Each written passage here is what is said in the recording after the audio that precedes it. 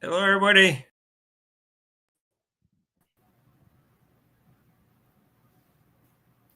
Hey, what's up? What's up, Hey, Rick? how's it going? How you doing, Rob?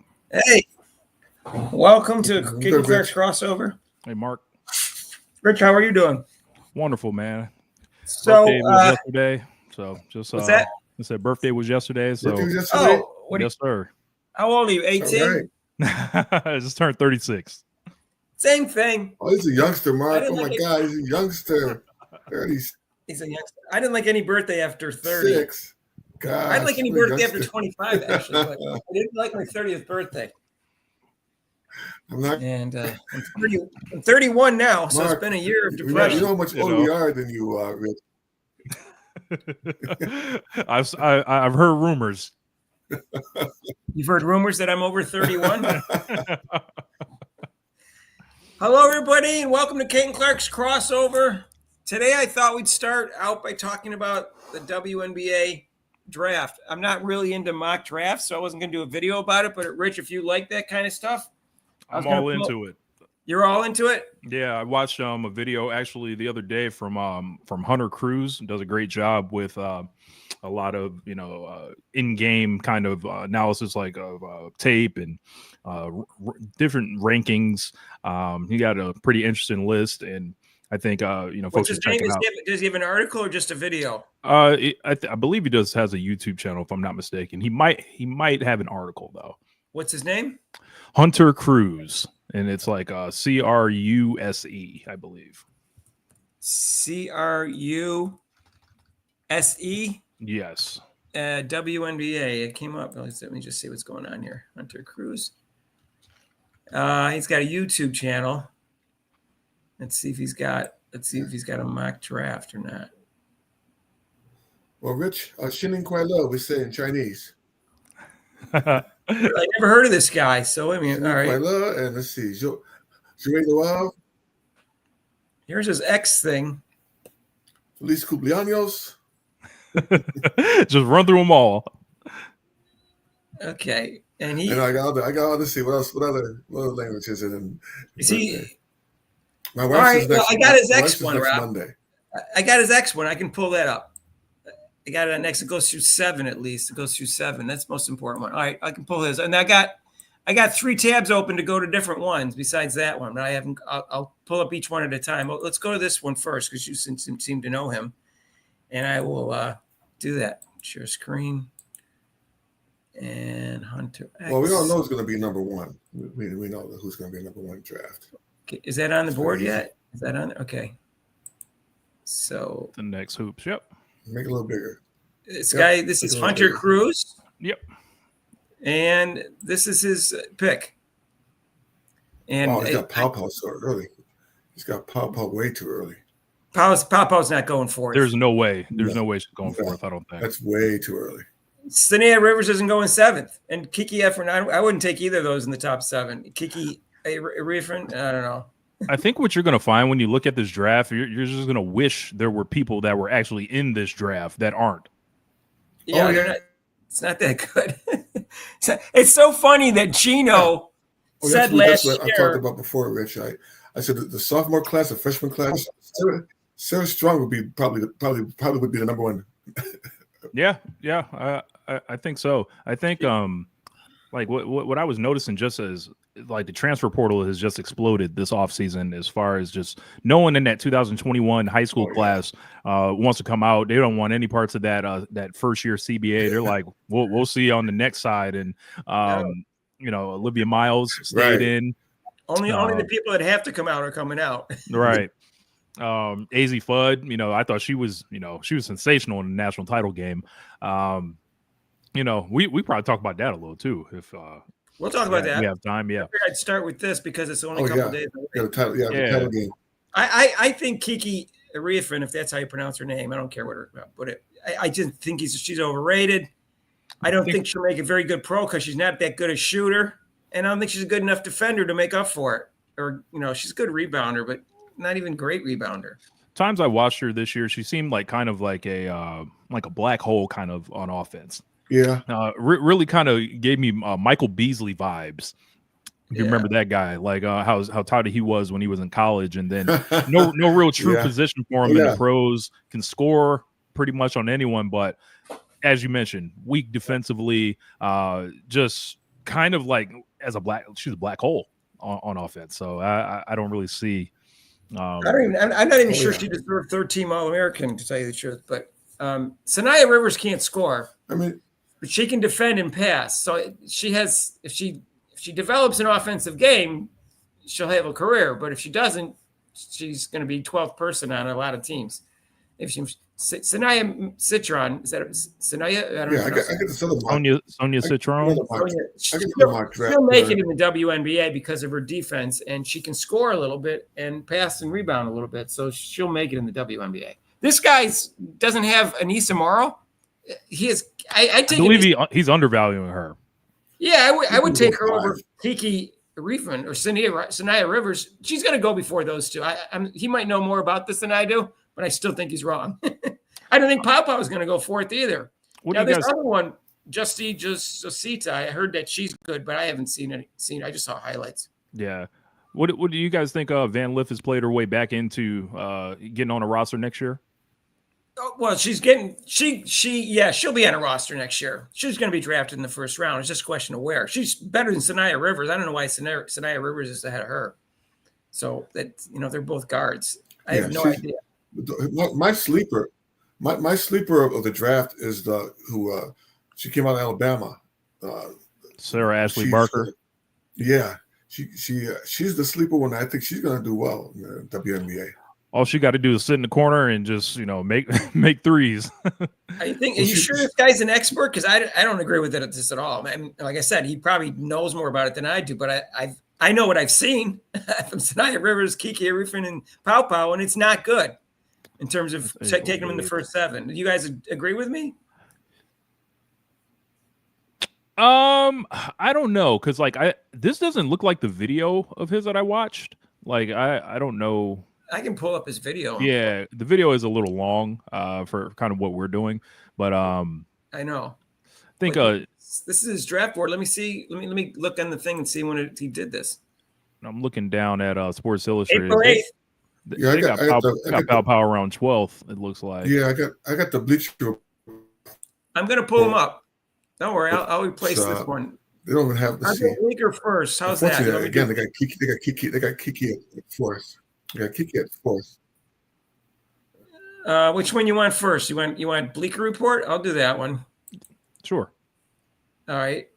Yeah, Bleacher Report's got still has Kiki at 4th, which is no way. So I have to remove this. They got Ben Liff going 10th to Chicago Sky. They're gonna need all the help they can get. Come on. Oh yeah. Okay. What do you think our girls? You think Kennedy's going to be on a team this year, Rich? So who? Oh shit! What did that do? Kennedy. Man, I would love for her to be on a team somewhere. I think it's shambolic. No one's picked her up. Quite frankly. Is that on the screen now? Okay. Yes. All right. So we'll just skip page, and we'll go down to 2. Is same as everybody else. I can't pronounce. Is her first name Dominique? I believe so. Come on, move. Yeah, Dominique Malunga. So she's supposed to be this nice prodigy that's 6'6". So nobody seems to be disagreeing that she's going second. So let's see what happens on 3rd. Citron again, 3rd. And 4th is Kiki. She's not going 4th. No. I feel like the Mystics have a ton of forwards. Like, if I got Aaliyah Edwards already, I'm going with her. She was way more impressive and unrivaled than Iriafin was in USC against lesser competition. You're going with who? Like Aaliyah Edwards. You already got Aaliyah Edwards, as your forward for the future on the Mystics. Right. So who are you gonna go with in 4th for the Mystics? Go ahead down, take another scroll. What about Anissa Morrow? Anissa Morrow, that's 5th. Yeah, that's another one. Yeah, I mean, if you go, I might try to look at it some type of guard because. All right. Well, let's see what they got next. They got Nisa Moreau. Then they got Cheyenne Sellers as a guard. I don't know that much about her. I don't know too much about her either. But I don't think she's going 6. You really think she's better than Haley Van Lith? Georgia Amore. Georgia Romero, she's short though. A little undersized, but she is explosive. She's pretty good though. She's might have a little Steve Nash to her. This is the one that they showed before from Lithuania. She's supposed to be good. I don't know that much about her. I feel like the Sun have torn down their team in such a way to where like any international player I think is eligible, for them. Because I don't think they're going to, reel in any players that actually want to play in Connecticut with those facilities and everything like that. Kind of look at it like they're a super small market franchise in comparison, to how the NBA small franchises are. They tend to load up on international guys. Well, she's 19 years old. Right. Just the I don't know how to pronounce her last name. It's French. Is it French? Whoops. Yeah, that one's I'm struggling with that one. I don't know that much about her. Jachty. Yeah. Rob, I think you knew French names. And Sanaya Rivers 9th. She may go 9th. So I think this person doesn't like what was 8th? What happened to 8th? Oh, the French name? Oh, Justy Zocti. Zocte. Is that what it is? All right. Jocte. Justy Zocte. Chicago. Haley Van Lith 10th. Yeah. To Chicago Sky. Oh, she's not going to want to play with Angel Reese. There's no way. After last year, there's no way. Sarah Ashley Barker. Yeah. That was the one that dropped the 40 point like I game. said, she's going to be a She sleeper. got eliminated. Yeah. I can see her being drafted late in the first round from what I read about her. I only saw her play that one game. So do the Fever have a first round pick or do we get out of the first round altogether? No, they're like 19th and 20th. Oh, okay. Yeah. And there's only 12 first round picks because I think the Aces lost theirs because they couldn't value a pregnant woman. Serena Sundell. I don't know anything about her. I just know the name. She's Kansas. She didn't make All-Americans or anything like that. So none of these women did. That's what I'm saying. This draft, this is like, man, it's about the people that aren't in this draft rather than the people that are in this draft. So I don't think we're gonna have a long drawn out pick rookie of the year race this year. Let's look at the All-Americans. Paige was first team. Anissa Morrow was second team. Citron was second or third team also, and Kiki was second or third team. So that's 4, and Anissa Morrow too. That's 5. And that's it. These other ones didn't make All-American. I mean, like I said, if we had the draft and they were able to, the sophomores and the freshmen were able to come out, Paige would probably be like 3rd or 4th in the draft. I'd have Strong first, then I'd have Hidalgo. But I gotta get a shout out to my girl. My girl from Iowa State would be in there. My girl Audie. That's my girl, man. Yeah, Audie. They talked about her on a video I saw today, Rob. I gotta find it for you. They were talking about her, how she saw smiling. Man. 2. Gina Morris 2. She's good. Audie Crooks. She's not an All-American. Anissa Morrow. Very interested that I watched the games over this weekend. And I was like, man, South Carolina, it just looks so hard for them to score. And then Tanaya Latson falls out the sky, and Dawn Staley actually gets a guard worth a damn. Yeah. Well, they got a nice little. Hopefully, they don't put her in jail.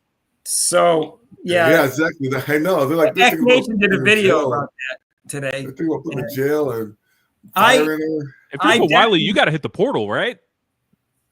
What's that? If you're for Wiley, you got to hit the portal, right? I don't know.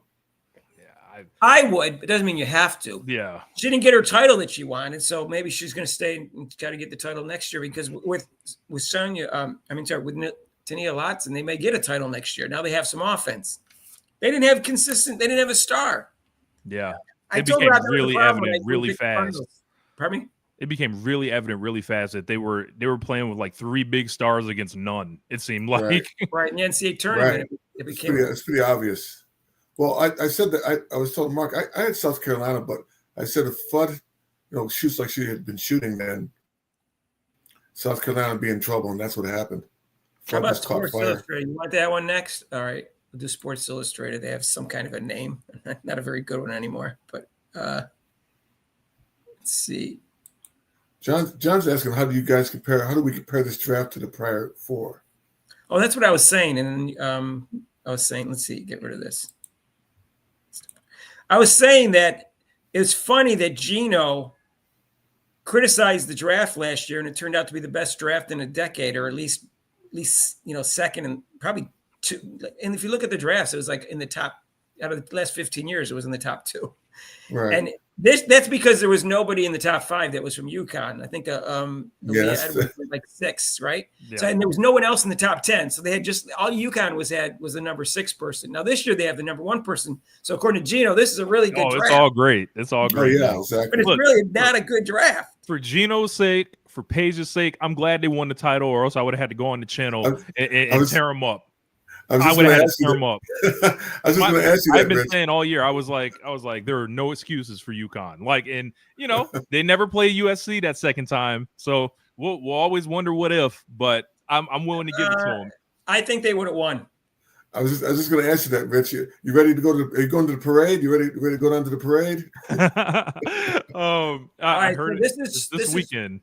This is Sports Illustrated, and of course, he's going to have the same first 2. Okay, Citron 3rd again. Kiki 4th. I don't see it. They really think. I don't know why they really so. Now they got Haley 5th. That's high. It feels high, but yeah, but Golden State, they could use a point guard at Golden State. You know, and I think if you're Golden State, you're looking for some star power. Like she's, got that Sports Illustrated cover that she got recently. She's been a national name for a couple years, and kind of a winner. I would say 3 Elite Eights, and look, if you're an expansion team, you need to try to get some star presence there. I wouldn't be opposed to them taking Haley Van Lith. Yeah. I think Golden State's got a nice coach. She's a good coach. She's a proven coach. I don't know. She's got a nice face though. This one, she's like a pretty face. Mark, we don't care about the face. Play about the Mark's like, when you're with the women, when you're asking about the Super Bowl, whatever. Oh, I like the color of their jersey. I like the choice color. That's how my mother. That's how Mark rates. That's how Mark rates the players. She picked the Dolphins because she liked the purple in their jersey. Anissa Morrow 7th. I gotta say, in a Super Bowl game, I am a sucker for a good contrasting jersey. Like, I don't want to see both teams in like red and white. Like, I want some color here. So I guess you don't want my Browns in there because that's all we have is this woman here. Browns. You talk about the basic male color, brown and white. That's it. The basic male color. All right, this woman here is supposed to be got talent, and she's not. I think she's pretty young too. Let me see. They don't say her age here. She's supposed to be. I think she's only like 19 too, but she's like 6'4", and she can hit a 3. So I don't know. People might take her in the first round. Can't pronounce her name. It's Asia something. I don't know if it's Asia or what is it. Yeah. To me, Asia's ASIA. Yeah. Mark, names. Oh, Rob, like you know how to pronounce it. Better than you. How do you pronounce it? Is it Asia? I don't know if it's Asia or not. It could be Asia. It's European. It's going to have the and the J it's going to be Asia. It's Asia. So Asia. Where's the S? You see the S in there? No, you don't see one in Asia Wilson either, do you, Rob? It's not Asia. It's Asia. Not Asia. That's not the way they say it. You're pronouncing her name wrong too. That's not the way I heard it pronounced. It's not Asia Wilson. That's how they pronounce it. No, it's Asia. It's Asia. They're saying no S. That's not the way I heard them pronounce it on ESPN. Cheyenne Sellers. Oh, there you go. ESPN. There you go. Georgia Morey they got her down to 10th here. Barker. Yeah, she'll be drafted in the first round. Boy, I'll tell you if the Lynx get that the guard from Alabama, they're going to be tough. They're going to be really well. They're going to be tough. That was Sports Illustrated. She could have helped in the finals last year when they just needed someone to hit a shot besides Nafisa Collier. Yeah, it sure could have. Yeah, because their defense is solid. Minnesota's defense is solid. Yeah, they cheated. They were so scared. They cheated against the Fever because they knew when Caitlin Clark finally just said, "Forget you sides. I'm going to play my ball," and she was pushing the ball up the court. They didn't even go for it. Remember that game, Mark? They didn't even go for the offensive rebound. They shot and they ran back. Here's something called it's a ranking thing from Opta Analysts for ranks and comps. What are comps? Probably could just make comparisons. You're like Mark Brown. I think I might buy for his birthday. 1, 2, 3. So I'll buy him that. Comp. What? Oh gosh. All right. You want to see this? Sure thing. All right. Here we go. Vadim says you must have a UConn education, Mark. Vadim's a wise guy. All right. I'll try to make that bigger. No, I can't. Well, not. Can't. Well, Yeah, you have to make it bigger for me, not for the youngster. There you go. The youngster can see it. You can see. You don't Right? need any bigger, Rich. You can see it. Oh, making it bigger work for me too. So that's what they have. They have comp 1, 2, and 3. I don't. That's kind of silly. I think this is really all that matters. What's C drip, D drip? I don't even know what it is. I don't understand that, but whatever. This is the first time I looked at the site. You got Nisa Morrows, 2nd and 3rd. Haley Manlith, 2nd, 21st. Are these 3 different people doing the rankings or something? Is that what the 3 columns are about? Let me look. Yeah. Citron 20th for Deidre. What? Yeah. Sedona Prince. I wonder if she'll get drafted. She's like 25 years old and she's not. She can't move. Yeah, she's been in college forever. Duke, you're funny. Now, remember, like the USC, right?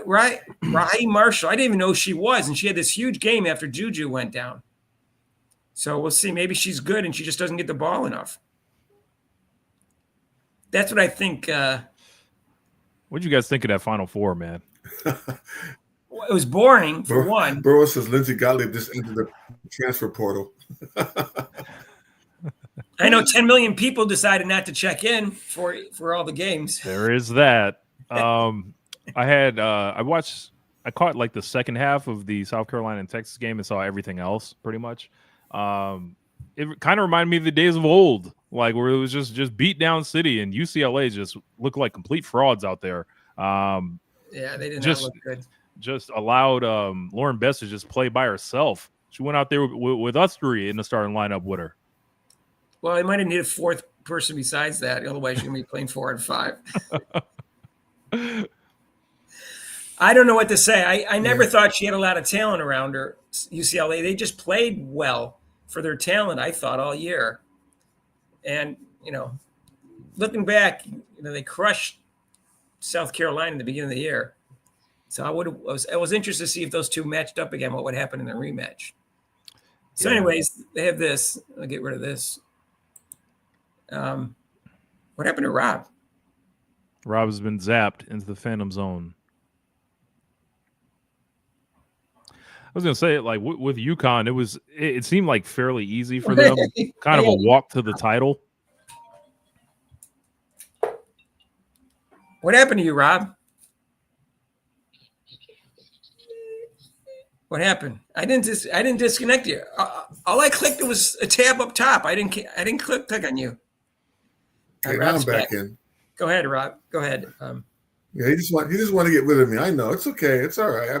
Right, Rob's on the road. This is how it works, Rich. It's like that. I was gonna say, I think like I feel like UConn just kind of walked to the title, and this was a strong FUD connection here. I think, thank God, like Gino had those 2 because I gotta say, man, I felt like maybe there was a little bit of a taste of what Paige is set to face in the next level with South Carolina, how they were guarding her. She wasn't able to really go crazy like she did in the earlier rounds. A lot of stuff with her seemed to just be like, oh, just come off of one screen, you can get a jumper. Nothing really her just like cooking anybody. So I think that's something to take note of, possibly for her moving to the next level. Well, if they guard her like Caitlin Clark, her numbers are going to be like 3, 2, 1. That's about it. And then maybe 5 turnovers. Rich, you think they're going to double team her the whole time and triple team her? I feel like we're looking at like a 12 points a game, something like that. Rookie season 14. Yeah, that might be a lot for her. I don't think she might not be that aggressive the first year. I mean, Enrique will take all the shots off her hand if she don't want them. I can see her. Rich. I mean, 12. I mean, Enrique's going to take all the shots. So if she I can see more like 6 or 7. Maybe she might 10, be 6 3 and 7. 4. More like 10, 3 and 4. I can see. Like 10 points. Then Dejanay Carrington is going to be guarding her in practice, so she's going to have it tough. Who's going to guard her in practice? Dejanay Carrington is going to be guarding her in practice. Oh, well, not if they both start. Watch out for those nails. I was going to make a bad joke, but I can't say it. I can't say it. So, yeah, Dejanay Carrington's on that team now, right? She traded teams. Oh, yeah. So they have 3 guards. So what are they going to do? They're going to play 3 guard. I would start Carrington just because she's that strong of a defender and kind of like I believe she won Most Improved last year, if I'm not mistaken. And yeah, well, she's the best defender who doesn't play underneath the rim in the league, in my opinion. But I don't think she's as great a player. I thought Collier. She's the best defender outside the ball. Collier. Yeah. Collier I consider Collier a forward defender, not but she's outside the ball. She's not inside defender. She's always. Well, she's a forward though. Okay. Of the guards, I consider her the best guard defender because Collier is obviously the best defender in the league, but she's a forward. So, anyways, but yes. Is there anybody on you guys' list that you think the Fever should be targeting with those late picks that you think might have some type of value to offer to them? It depends on whether Mick knows what he's talking about, which I doubt sometimes, because he says the person they just signed is going to be better than any 19th or 20th pick, so it won't make any difference who they pick. I forgot who that one they just signed recently that was playing over in Europe. But he always thinks the women over in Europe are better than they are. So I don't trust his opinion. And besides, it changes every day anyways, so I don't trust his opinion. But he does know a lot, but I just don't trust it. What he said, his opinion. Well, the Fever lucked out by giving up this draft. They're like, there's nobody there, so we really don't care when they got these players because they're like us. Like, there's nobody. Like I said, out of Page, I don't think anybody would really make an impact on their team. How good do you feel if you're the LA Sparks, basically getting this advanced intel to dump that pick and get Kelsey Plum back, and you had no real superstar last year? Yes, right. Yeah, well, Kelsey Plum was just happy to get away from Aja Wilson, as Rob thinks it's pronounced. There could be something to that. Right, Mark. Good job. Good job, Mark. I'm just telling you how I've heard people say I'm supposed to be pronounced Aja. This because they pronounce it right. They pronounce it, especially ESPN. They're pronouncing it wrong, and I don't see where they have an S in there. That's what I'm like. What? That doesn't matter.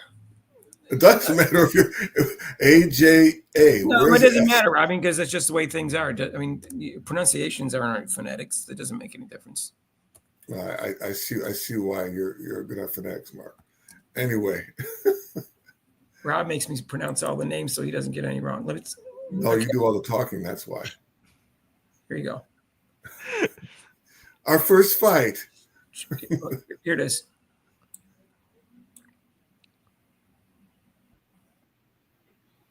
Aja Wilson is what he says. Aja Wilson. Doesn't say Aja.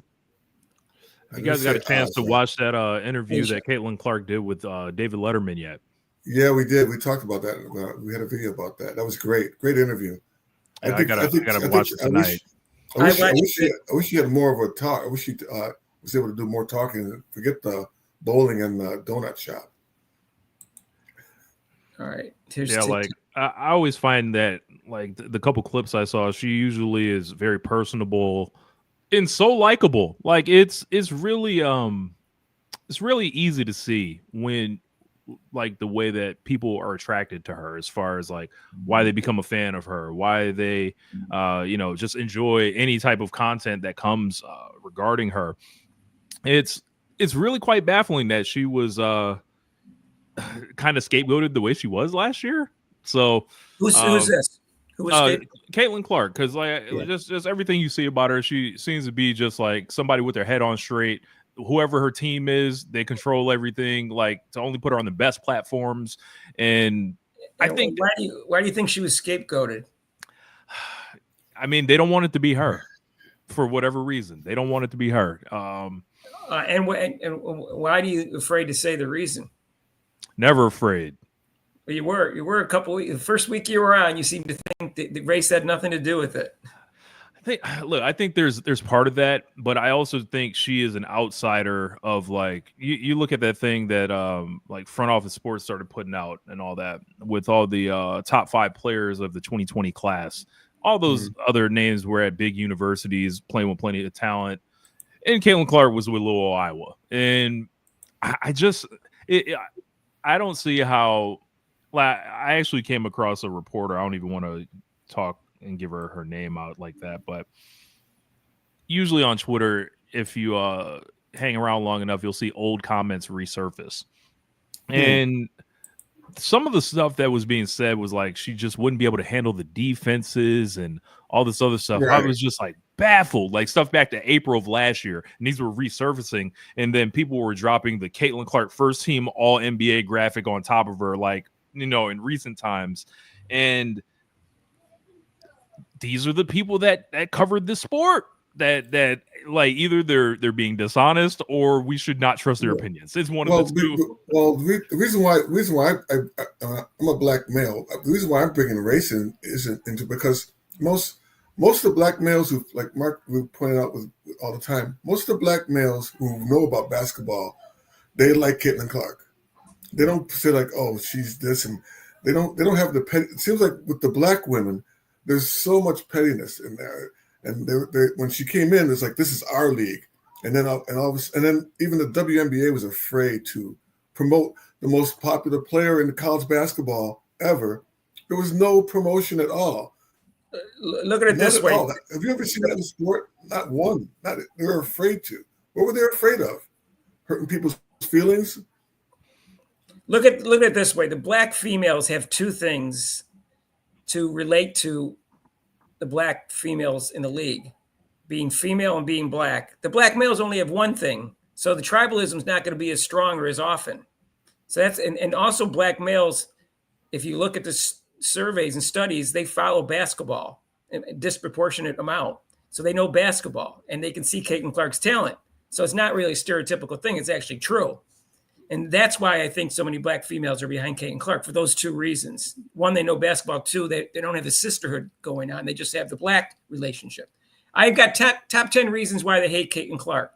And I've recorded a video on this by myself because Rob couldn't do it from, but I haven't released it yet. I'd rather do it with Rob, but here, I'll bring this up for you. And you can look at this.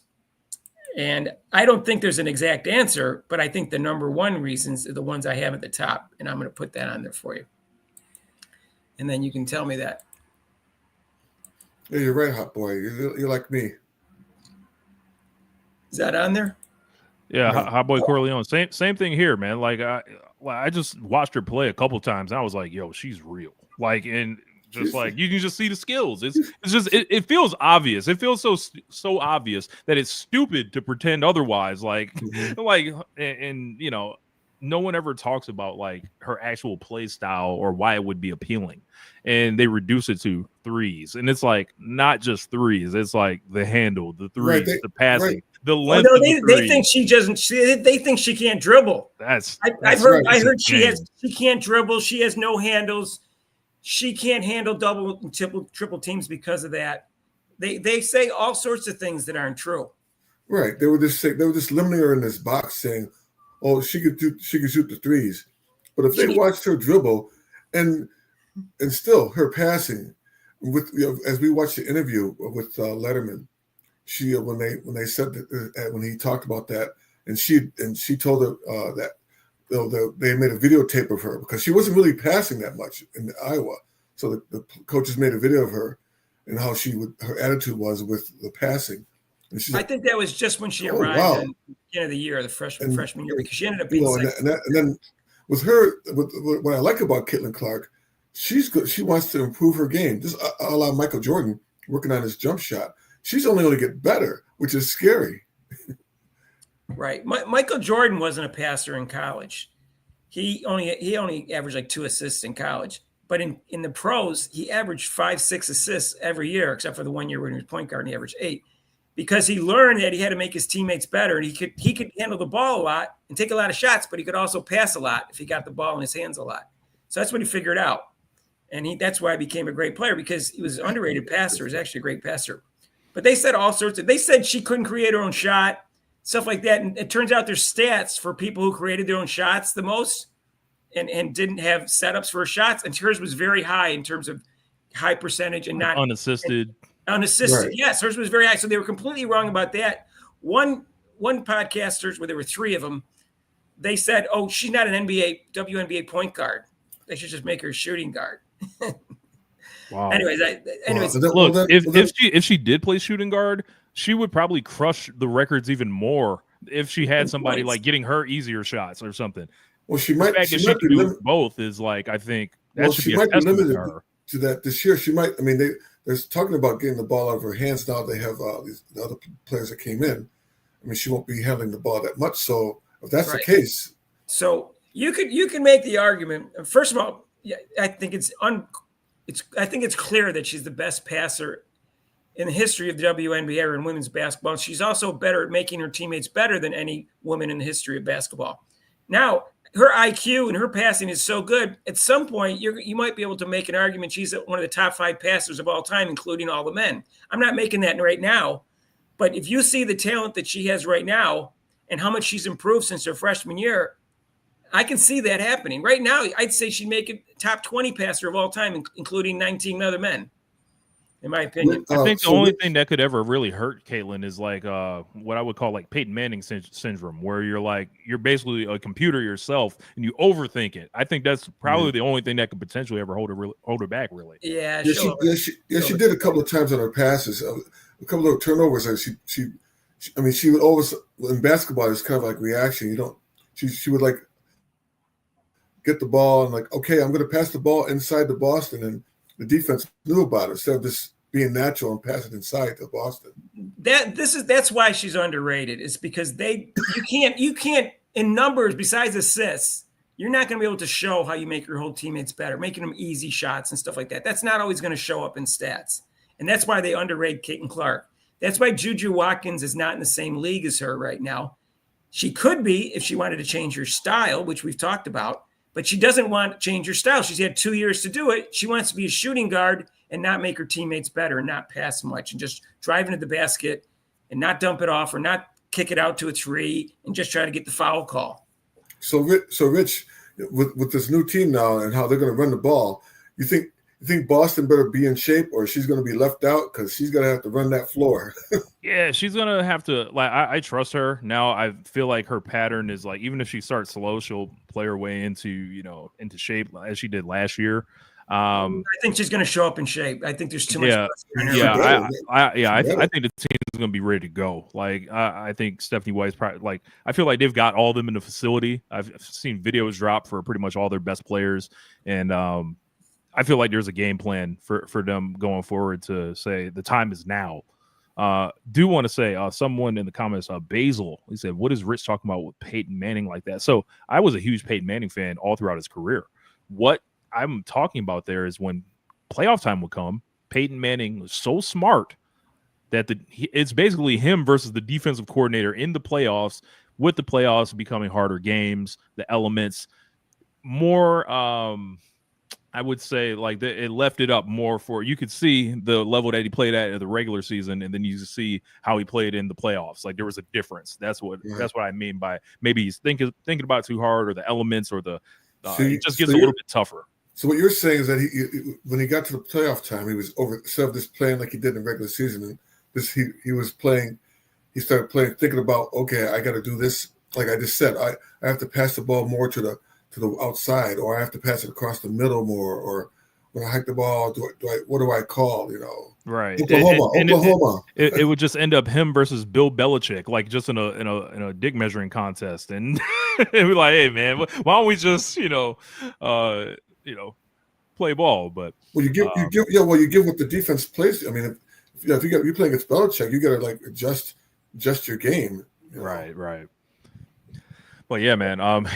Before we know it, the league's going to kick off here. I'm still looking at these prices for the Atlanta game, and That's right. That's right. You're down to Atlanta. That's right. They are still up there.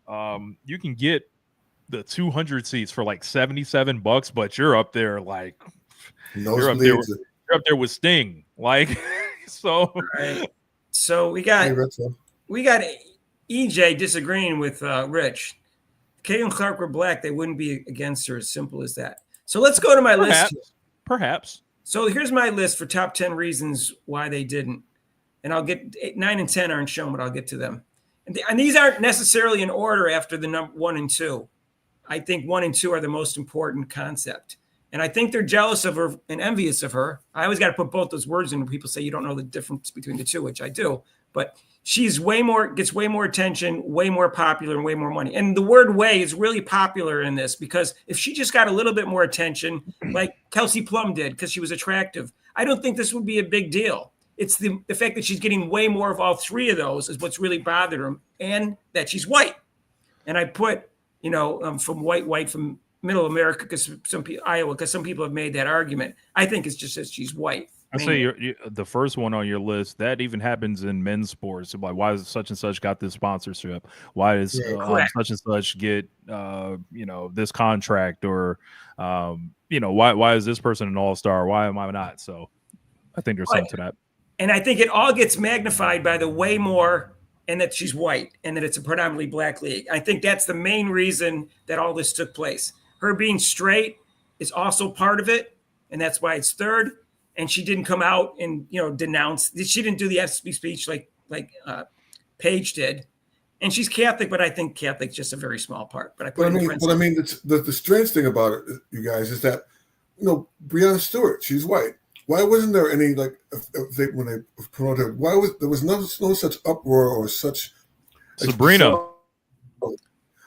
got a little bit when she won the 3-point contest. Got a little bit, not much, right? Yeah, Breonna Stewart didn't even turn the needle, and she was a 4-time champion, 3-time Player of the Year, and 4-time MVP in the Final Four. Right. And she came from UConn. Now her game is rather. She has the UConn protection too. Pardon me? Has the UConn protection. I don't know. I'm saying, but they didn't. She didn't move the needle. Yeah. Like, there was no big promotion about her, other than the fact she was a great player. There was very little. There was more for Candace Parker than for her. Now, Candace Parker is, some of it sometimes has a little bit to do with if you're attractive or not. Candace Parker's attractive. Breonna Stewart's not. But either way, that's really, she didn't move the needle at all, and her credentials were number 1 of all time. I think the biggest controversy with Breonna Stewart was her getting on the Olympic team over Candace Parker, which I think is well worth exploring. Yeah, they could have dropped someone else. There was a 37-year-old Sylvia Knowles or someone on they could have dropped someone else. It wasn't necessarily that was because of Breonna Stewart that Candace Parker got dropped, but it could have been related. Look, they sure found a way to get a rookie on the Olympic team that year. Oh, they found one for Diana Taurasi when she won 3 championships by herself too. So, and they found it for Candace Parker too, but she deserved it, right? All right. Anyways, and reason number 4 is she trash talks, complains to the ref, and is demonstrative, her style of play, and she gets the crowd going. I think that's a very small reason. I don't even think she trash talks unless someone else trash talks, which is what she said in the Letterman interview. Reason number 6 is, I'll raise these up now. Oh, it's okay. She revealed the NBA players. This is Adrian Ross's theory. And the only problem with this theory is this didn't take place till halfway through the season. They already hated her before that, because she didn't really reveal they weren't good until about halfway through the season when she started to break loose. But anyways, that's her theory. She revealed in the WNBA players for not being as good as they think they are and wanted the public to believe and expose them as frauds. Their claim was that people didn't know how amazing they are because they weren't getting the attention and eyeballs. So they exposed that. That magnified it, but I don't think that was the reason because, like I said, that was halfway through the season. I was going to say, they acted up whether she was killing the league or not. Like, so. Right. Yeah, they just magnified it. To make a difference. Yeah, it made no difference, right. Okay. And this 6 is kind of an excuse that people use, but there's a little bit to it. Her fans are true fanatics. They call her the GOAT already and are very loyal and very loud. I think I think people need to be honest with themselves, like, and say, like, hey, and think it's not ridiculous to say this person is on a GOAT trajectory. Like, I feel like that's the fairest thing you can say. Like, even if you're like, anti Caitlin Clark, the biggest hater there is, or I'm like, hey, if you look at her first year in the league and then like see where that's going to be, and if you can't come to the reasonable conclusion that we're talking about somebody who can walk in that room, as I like to say, then you're not serious. Like, calling her the greatest of all time right now, I think that's a bit premature. But I mean, people are fans. Rich, you're right. When you talk about that, I hate Tom Brady. Tom Brady. But if you ask me, I love the commercial they had with all the players, and he gives the rings to Baker Mayfield. Hold my rings. I mean, that was a great thing. But I mean, yeah, I hate Tom Brady, but he's the GOAT. And how can I say that he can't? I'd be really, really idiotic to even to say. I gave in after the Tampa Bay Super Bowl win, Rob. I just said you really can't argue anymore. So yeah, you can't. Not at all. Okay, so anyways, I'll go on. I'm almost done. This theory is from Outkick. One of those two guys, I forget their name, not Clay, but the two guys that talk to each other. And this is one of the guys in Outkick. He said, because she represents Trump MAGA America, everyone who roots for her probably voted for Donald Trump, and I hate Trump and the red hats because they represent racism. It's a little general, don't you think? Yeah. Oh, I don't. It's not my argument. I'm telling you what he said was the main reason. I think the main reason is 1 and 2. There. Yeah, he's wrong 1, there. 2, and 3. That's what I think it is. Okay. Number 8 is not my idea, but there's something to it, but it's not the main reason they think it is. It's their ideology, the ideology of the women in terms of what they want valued and what they have in society in terms of what's important and their beliefs and thoughts and all that stuff. I don't believe that's the main reason. I think it's magnified or triggered by 1 and 2. And the reason I'm sure that that's the main reason why it was 1 and 2 is because the ideology has to have something to trigger it, or it wouldn't make any difference what their ideology is. The ideology for it to work. I know we should ignore him, but Basil just said that Brady's not the greatest quarterback. So we all know where he's coming from. Basil's wrong about almost everything, Rob. He's not the greatest quarterback. Brady's not. Okay. Well, but I just want to get that out of the way. So we'll just ignore that. That's fine. He can argue whatever he wants. Yeah, we'll just ignore He can argue with himself about that one. Yeah, we'll just ignore 99% of the people think he is. So, yeah.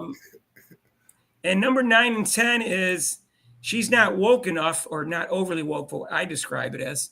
And even if she is, she didn't say it early enough. And number 10 is women are more petty by nature than men, which I don't feel sexist saying that because women agree that's true. Yeah, I have 3 sisters. 10 reasons. I have 3 sisters. I know. I have 3 sisters, and I know. And even my wife, she even says like, "Yeah, we are."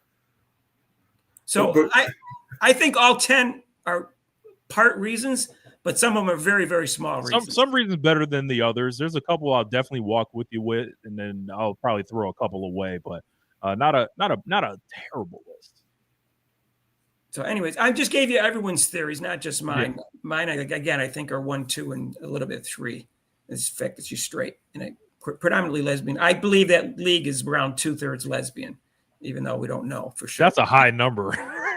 Candace Wiggins says 98%. They claim that's crazy. No, obviously, it's not 98%. I didn't say it was 98%. I said she said 98%. Obviously, that was an exaggeration. Hey, that would be 3 people. That would be 3 people were straight. As long as folks find in love. Anyways, Rich, that's okay. Rich, now I don't care. Again, I'm going to the black thing, Rich. With this bothers me all the time with this woke thing. When it's been thrown around so much, and I think we've argued about this a lot. People have said to me, and to me, woke, they're using it as a negative. And to me, woke was when I was in a neighborhood. I grew up in a ghetto, and woke was when you walked out the door, your friend would say, "Hey man, stay woke," which meant to be aware. Yeah, be aware of your surroundings. Watch out for Mr. Popo, and watch out for the gangs. But they seem to have taken this thing woke as a leftist type thinking, which I'm like, what are you doing? It has nothing to do with the left side thinking of being. It's woke being like if you walk, like right now, especially right now, if you walk out your door you're looking both ways. You're not just gonna walk out, hey, what a, you got to be woke. So it has nothing to do with any kind of leftist, whatever ideas. That's what really drives me nuts about that. Rob, you've been around a while. You know, like how words get reclaimed and reassigned. Oh yeah, they do that to us. Yes, they do that to us. Yeah, they take our words. So they take our words. When I hear that stuff, sometimes like people will put those comments in my videos and stuff like that, and I kind of stay to the basketball. I don't really necessarily care about much of it, but I think it is. I think with Caitlyn, people want her to be. Sometimes, as Mark was just saying, whether she says things early enough, it's whether it's early enough or if she says something at all. She's kind of a blank canvas, so everyone kind of just assigns things to her. They say baseball players are like that. Like if a baseball player shows up every day, they get a hit and they give you nothing to talk about, the sports writers will start writing the stories themselves to keep themselves entertained. And I think a lot of people ascribe those, whatever feelings they have to Caitlin Clark through that, because she's more than a basketball player. I think we can all kind of say that, like, as far as like the phenomenon around her, the way she drives interest, it's rooted in the game, but it becomes beyond the game with her because people just lose their minds, like through like very simple thinking, like whether it has to be so political or it has to be, just to discredit her. In this country, Rich, in this country, that's what it is. Either it's race or it's political. It's not just, they can't just like look at her and say, we look at her like, there's a fantastic ball player and she enjoys the game. They got to put the color or whatever political, what she says, or how her gender with it, what she is, is she lesbian, but who cares? Like I'm like you, who cares? See, you're young. That's why I hear the young. When I talk with my young workers, they don't care about that. But I mean, us older people do. Us older people seem to get into that. Yeah. So look at her Letterman interview. She killed it. Yeah. I mean, every interview I see with Caitlin Clark, she kills all the interviews. That's the whole point. That's why this is what's so depressing about this, is that if she was or a jerk or whatever word you want to use, you go, you wouldn't feel sorry for her. But I feel sorry for her because she's just the opposite of all that. She's a good person and she has a good personality. I mean, she's a sense of humor. She's intelligent. She's friendly. I mean, how the fact that they're hating on her is just annoying. Because she's a good person. What does she do to and that word, Mark, hate? To hate someone, they have to like really. I mean, if someone kill someone in your family, whatever, does something to. I mean, to hate someone is really. They really. What do they do? What does she do to them that would bring them to hate her? What is she? I could think of a few. Did she rob their house or something? Well, be great. I could think of a half dozen NBA players that are very unlikable, that if it happened to them, it wouldn't feel as bad. You know what I'm saying? Right. So, but this is happening to a nice person. That I really find that disturbing. Well, if someone does nothing to you, how can you hate them? They did nothing to you, and then, like I said, she's under a microscope. And then when she comes in the league, they freaking hammer her and don't, call the fouls. And she still, even in the interview, when he asked her about that, she still took the high road about that. I told Mark, I said, whenever she retires from this league, she's gonna like just bust out and say, you know what, they were dogging me, and they meant to do it. They were dogging me because I'm white. I know that. So hopefully she'll do that. But she's right now she's taking the high road. The day she drops a book will probably be really interesting. Yeah. Oh, she's got to retire first and then drop a book. Yeah, that would be. I'd be waiting in line for that book at the bookstore or on Amazon or whatever I got to do back. How would we buy books 20 years from now? I mean, she's gonna be. I think she's gonna be she seems like she likes the RFID chip in our wrist. I know, right? And it'll just went to our brain. Sure, we're gonna buy books, right? I think she's gonna be a coach. Because she's a coach. I think she addressed that in an interview. She said she'd rather be not a coach, but more like a general manager. She's hinted at that or something. But she's smart. She would be good at either one. I was just going to say, she's smarter than that. I would be GM. Being a coach is a pain in the butt. You You got, especially nowadays, you have to coddle the players and have to watch out what you say and all this stuff. That's why I'm not back in the coaching, Mark, because I think there's more day-to-day stress in coaching than there is in the if I coached the way I did when I was coaching back in San Francisco over 20 years ago, I probably wouldn't last because I could yell at my players. I yelled at my players. I had my clipboard. I threw my clipboard on the ground. They probably call me Bobby Knight, the Black Bobby Knight. I was just about to say it was real Bobby Knightish. You know what else? My clipboard, how they treated her and how they guarded her and all that.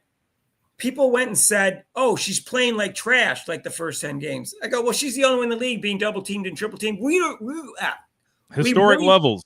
We really don't know how she was playing those first 10 games. Because if she was covered normally, it would have been completely different. So I can't say how she was playing. There's no way to judge that. It's just a guess, how she was playing based upon the type of coverage that she got. Honestly, I think it's best for us to take it at face value, like of how the results were, because she was still averaging around 17 a game through those first 10 games. And then there was a clear, I think, delineation the second half of the year. And I think it only speaks to her basically breaking down the stuff in real time, quickly putting it back into her computer, and then becoming somebody they had nothing for in the second half, nothing that they could do in those first 10 games. They eased up off of all that in the second half because everyone kind of got on the same page as a team. You're going to leave Lexi Hull open. She was 70% from three at a certain point. It was crazy. Well, because she finally figured out. She was frustrating me, Rich, because she was dribbling into that double team spot. And I just kept on saying, stop dribbling into that double team spot. Keep the ball in the middle of the court. But she would dribble into that trap area. And then after a while, then her teammates wouldn't help her out. They're like, hey, pass the ball. I can't pass it to you. When you're way over. Yeah, come to the. That's Michael. Come to the ball. Come to the ball. Right. This goes to the whole thing about when they were saying, "Oh, she's not one of the top 12 players in the league in the Olympic team." I go, "How would you know? She's not. No one else is getting covered like her. How can you tell where to rank her? I couldn't tell how to rank her. I could tell how to rank her middle through the year when she started playing better and they stopped double teaming and triple teaming her more." And, everything was there. But she wasn't playing poorly to begin with. She just was – it was just an unbelievable, unsurmountable type of things that were against her. The refs were against her. The coach was against her. Her teammates were against her. The coaches were against her. The schedule itself was against her. Everything was against her. There was no break. Everything. Like Rebecca said, even her own team and the coach. Team and coach was against her. Coach wouldn't let her shoot. She's getting beat up and hit in the head. She had eardrum, ruptured eardrum. That could throw your balance off. I read, so that could affect her shooting, and that didn't go away for 4 weeks. She said 4 to 6 weeks or something. Yeah, but buddy of mine's professional wrestler. He hurt his eardrum. He was out of the ring at least 2 weeks, 2 or 3 weeks. Professional wrestler. Yes. Oh, you mentioned you follow it. Cool. That's cool. That's right. Mark doesn't know about that, but. The nature boy. Woo! I don't think I want to know about it. Oh no, Marcus. I already told you some of his lines. I told Mark some lines he should use from Ric Flair when he goes out. Oh man. Careful with those. Careful with those. One of the people that followed championship wrestling when I was growing up. I used to use them all the time, man. Rich, I used to use my buddy and I, we used to use those lines going out when I was in San Francisco. My buddy and I, we go out to the bars and use those. We used the one line I told Mark, ladies, you may not be first, but you may be next. That would make me feel good if I was a woman. Maybe next. So what do you think about this upcoming season in terms of how do you think they're going to do, Rich? I think the Fever could they could finish, maybe in that 3 to 4 range. I would probably lean towards a 3, as a C. It just depends where you get in the tournament. It might not land exactly, but I think this is a semifinal team at the minimum. It feels like. How many wins do you think they'll get? I gotta go. So 44 games. Last year they won 20. They were 20-20. I would think they're at least an 8-game improvement. Okay. On last year. I think it's way more than that. But I'm going to wait to the 3 preseason games before I give you the exact number, but I'm thinking 33 to 35 wins. Yeah, I'm going to go through a schedule again because I did that and I made a mistake before everything went haywire on, plotting out the games. I'm going to do a video as well. Like, I'm going to go through every game and predict a win or a loss. I feel like I'll be between like 28 and 33, I'll say. I think you're about right. Yeah, that's about right. That's too low. Here's why. Last year, if they had a real coach, they would have been 25 and 15. And that's pretty generous. And that's only 3 more wins from the year before, and they're playing 4 more games, and they have a real coach and much better team. 28 is too low. Unless they have some serious injury problems, there's no way they're only winning 28 games. There's no way, in my opinion. And I was third. So who are you putting first and second? New York and Minnesota again? I think you gotta respect New York just with all the moves that they've made. Yeah. And then I wonder about the aces. Like I don't know. I'm eager to see how Jewel Lloyd fits there. If there's enough shots, if Asia decides she wants to just shoot a million times again, if she cuts back some of her shot attempts, are they able to build something around her? I think Minnesota, Nafisa Collier is going to be on a mission. I think that's the team I think is going to be there. I think it's going to be Minnesota. They're going to be on a mission, and they're going to have to beat New York in the semis because I think the Fever are going to have the best record in the league. And they'll probably play the Aces. No, Mark, you said they're winning it all. They are. The Fever. I think the Fever are going to win it all, and New York is going to beat Minnesota because they added some players. Even though Minnesota's hungry, and I think they're going to beat the Aces in the semis. I said they're going to win the first round 2-0, the second round 3-1, and the finals 4-2. That's my prediction. Let's go. Way to put your name on it, Mark.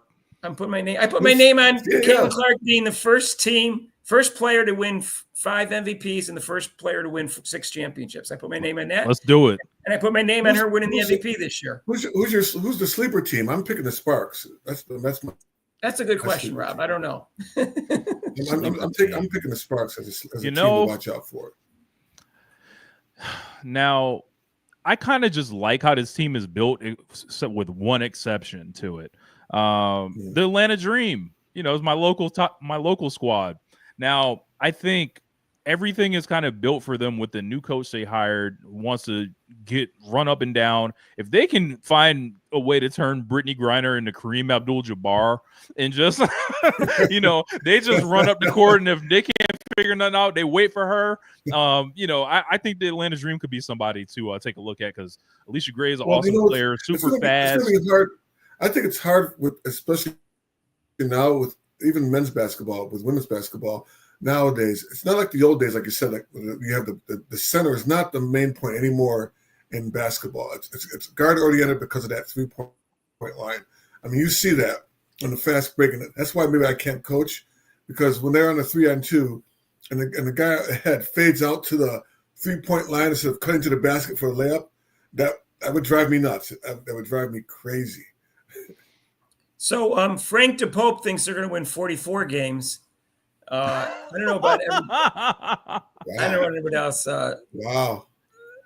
And I think we would all be unbearable if they won 44 games. We'd be making videos every day, just laughing. I'm saying 33 right now until I see the 3 preseason games, and then if they play great, like just destroy people, I'll go with 35 wins.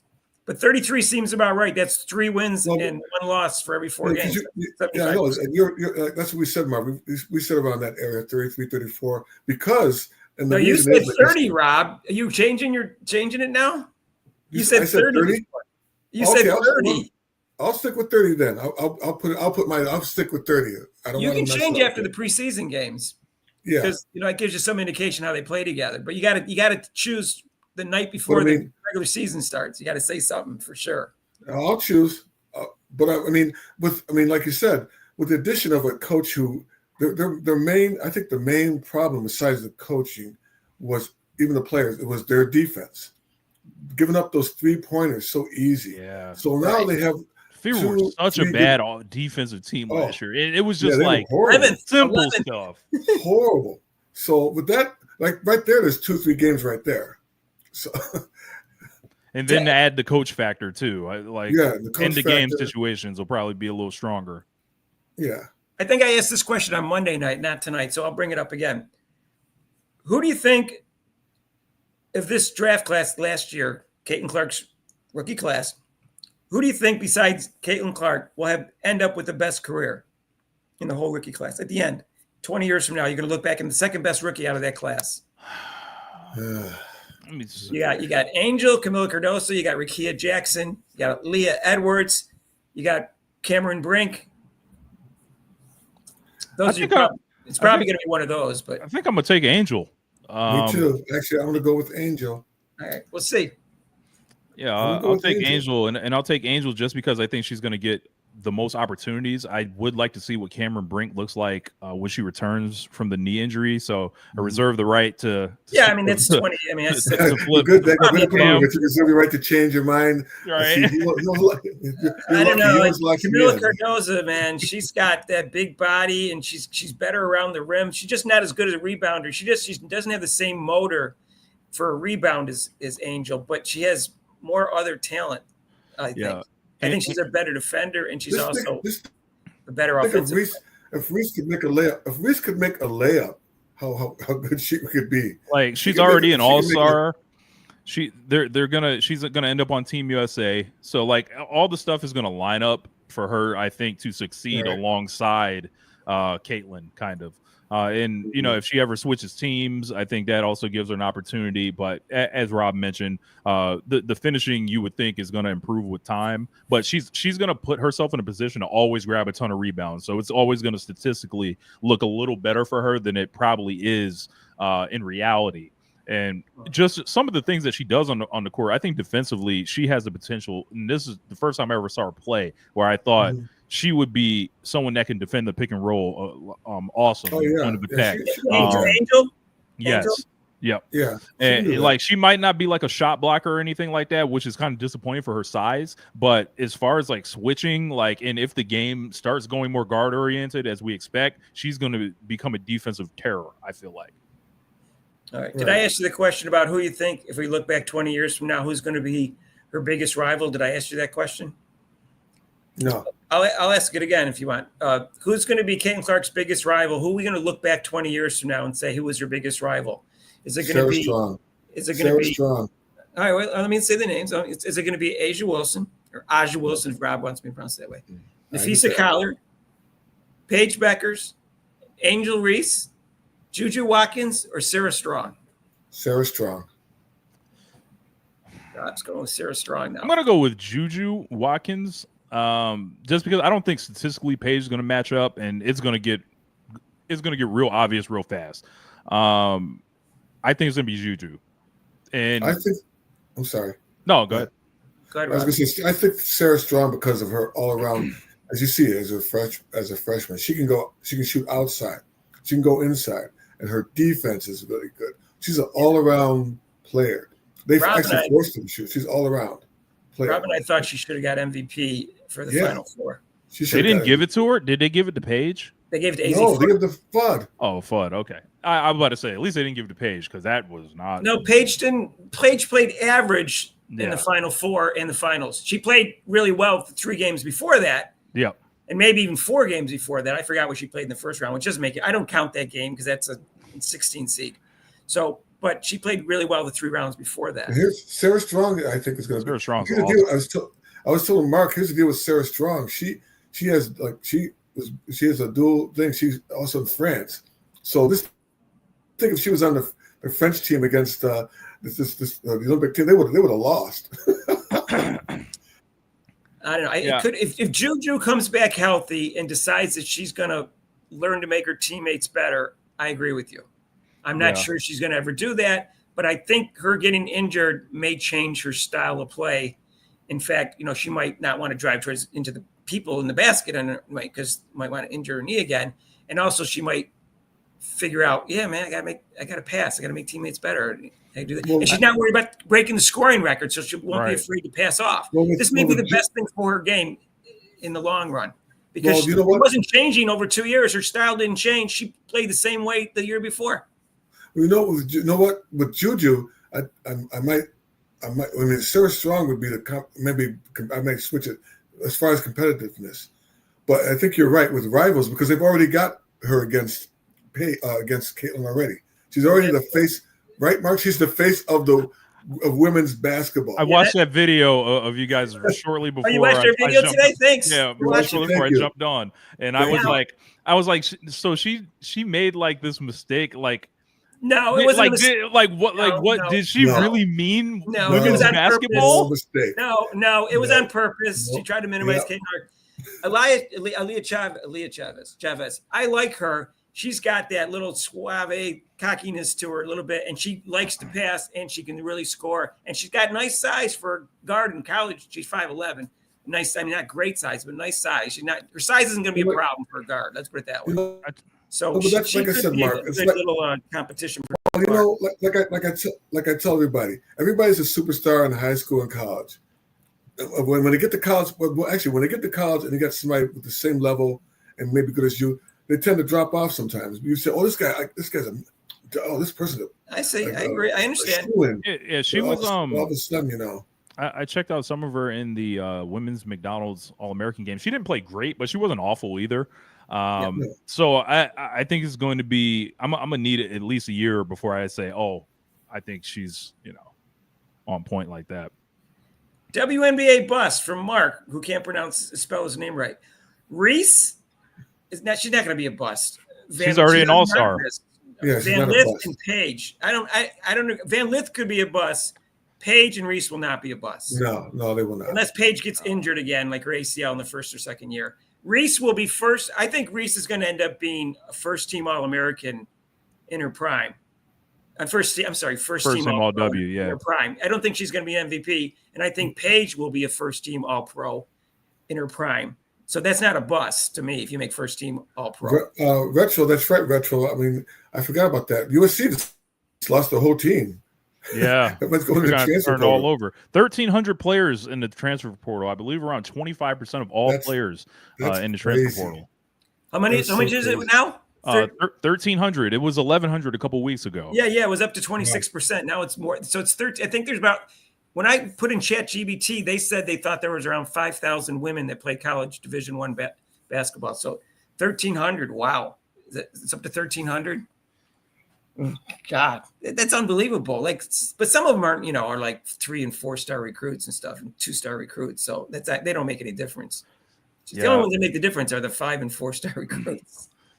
I'm interested to see what Paige does with the bigger, more physically imposing defenders. Like, for example, like when Caitlin was getting guarded by like Betnijah Laney Hamilton, for example, like that seemed to like be. She's injured, right? Isn't she injured? I believe she did get injured. Yeah, she's out. Yeah. She's out for 6 months or something. She might be out for the whole year. Yeah, I believe Unrivaled is covering all her salary, so that's really cool that they're doing that. All right, here we go. So Juju will be like Kelsey Mitchell and never give up the ball. I'll say this. I'm hoping the injury will change that, but that's what it looks like after 2 years. She hasn't changed. Let's put it that way. At least Kelsey Mitchell makes quick decisions when she gets the ball. Juju is going to get it, dribble it, watch everybody, watch her. I think it's a little different. Okay. Kelsey's more plug and play, I feel like. If you got a question in the audience, go ahead and leave the question. I'll try to find it, or a comment that you think I'll pull up and put there. Yeah, I got a couple more minutes before I got to run. So questions are perfect time. Whenever you got to run. By the way, so when they have games at 7 on Thursday night, we'll end sharply at 6:30. Cool. If you decide to keep doing this on Thursdays, because they have 3 games at 7 o'clock when the season starts, and 1 at 7:30. So just so you know, and like I said, anytime you come on, you can leave whatever time you have to leave. You got to leave. We appreciate you just coming on. Oh, absolutely, man. Thanks for having me. No, people in the comments like you, and can tell. So we get that. Invited back every Thursday. Mondays we got more people. Rich is not bald, Marlon. Right? Rich has a strong hairline still. Look. I wear the One Lifetime hats. This is my brand. I would like you guys to buy the hats as well. So there you go. Get that plug out there, Rich. That's right. Yes, sir. OneLifetimeWorldwide.com. I'm named after a saint. I can't help how you said my name spelled. All right. We'll give Basil some shine here. They won't defend Paige like they did Kate. Okay, that's obvious. At all. It's not necessary, and that is not how Paige helps her team would be better. Now, they won't for a couple of reasons. She's not as good, and two, she's already did the ESPY speech, so she's from UConn. Let's see what else is in here. She's doing the tour right now, bringing the national title around, or also all the shows right now. Let's see. The draft is on Monday. I wish it wasn't because I host my. Is it Monday? Yeah, I host What my time? podcast on Monday. What time? Because we have a. I think the internet will tell you, but.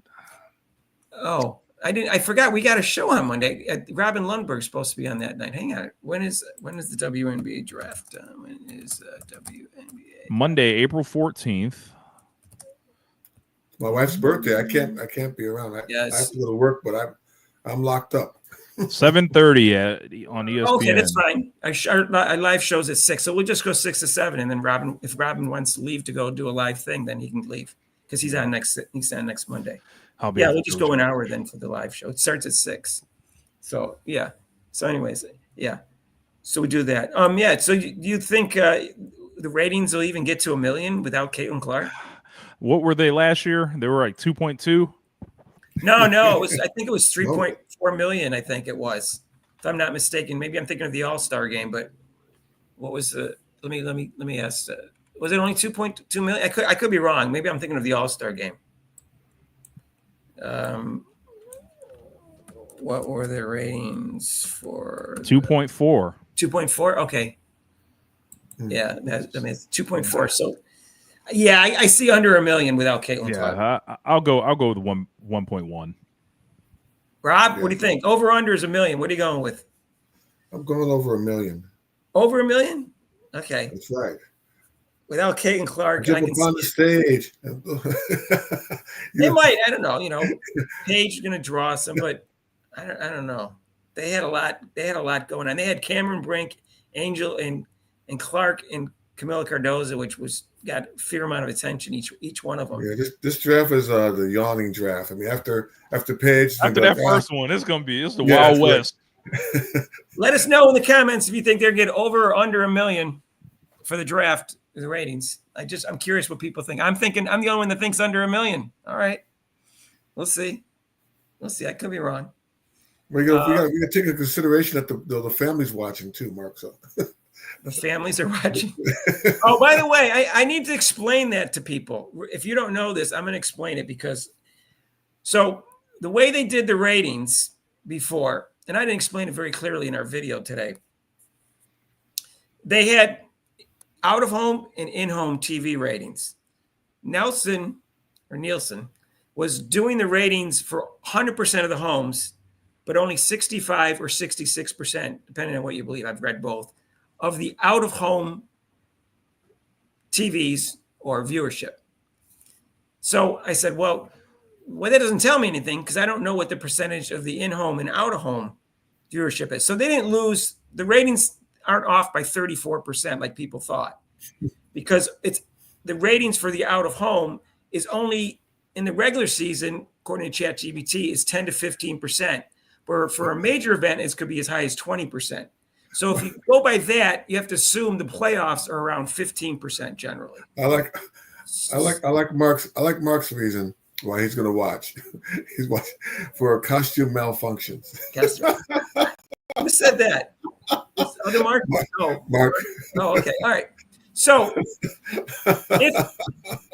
if you take, if they were better looking, I would. But come on, Mark. Don't do that. All right. So, Rich, essentially what happens is you have to multiply the 15% times the 65%. And it really only comes down to 5%. 5% that the ratings are off. In other words, the ratings right now are embellished.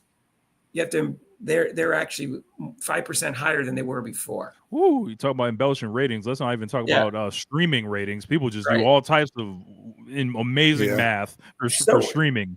Right. So when you get 10 million, it was really 950,000 in the old system. Right now, that's really what it is. So it's not off as much as people think it is. I heard people thinking it was off 34%. No, it's really only about 5% because that was only out of home documentation. Well, Only about most of Connecticut we were watching the first part. Then after that, they'll turn away. So they well, they know Paige is going first. I think right. they know who's going first, second, and third. It looks like if Citron goes third, we'll see. But I think it's only interesting after that. And I don't think any of them are impact players, except for maybe some of those European players that I don't know that well. Yeah. They could be, but I don't think anybody else is going to. And Nisa Morrow's going to be a good rebounder, even though she's 6'1".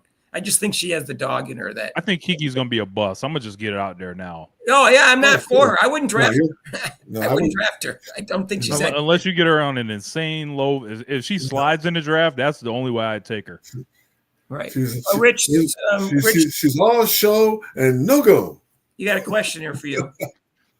How often do I do live shows? So I do live shows on Monday nights over on Twitch. I'm basically, that's my wrestling podcast that I do. One Nation Radio. You guys can check it out and all that. Nice color. I like that brown color. I like the brown well, color. it's orange. It's orange. So orange. Yeah, I like that orange color. I'm a big fan of Kenta Kobashi orange, so it's a whole Rich, thing. Mention your YouTube channel. Who's your favorite wrestler? Who's your favorite wrestler, Rich? My favorite wrestler is a guy named Kenny Omega. Mine is Dan Gable, but he was a real wrestler.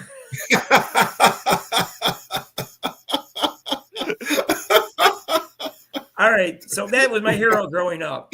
Yeah. But you can just type in Rich Latta. You'll find me on there on YouTube. Rich come Latta, through the channel. check out his channel. Yep, glad to have you guys. But I'm gonna get up out of here. I appreciate you guys, and I'll let you guys next week. Peace, guys. Rich, thanks. Take care. I'll see you next Thursday, week. You good? Yes, sir. Okay, cool. I'm here too. Send you a link. Peace, Rob. Right, take care, man. And Rich, I might try to get Eaton Thomas as an interview. Wow.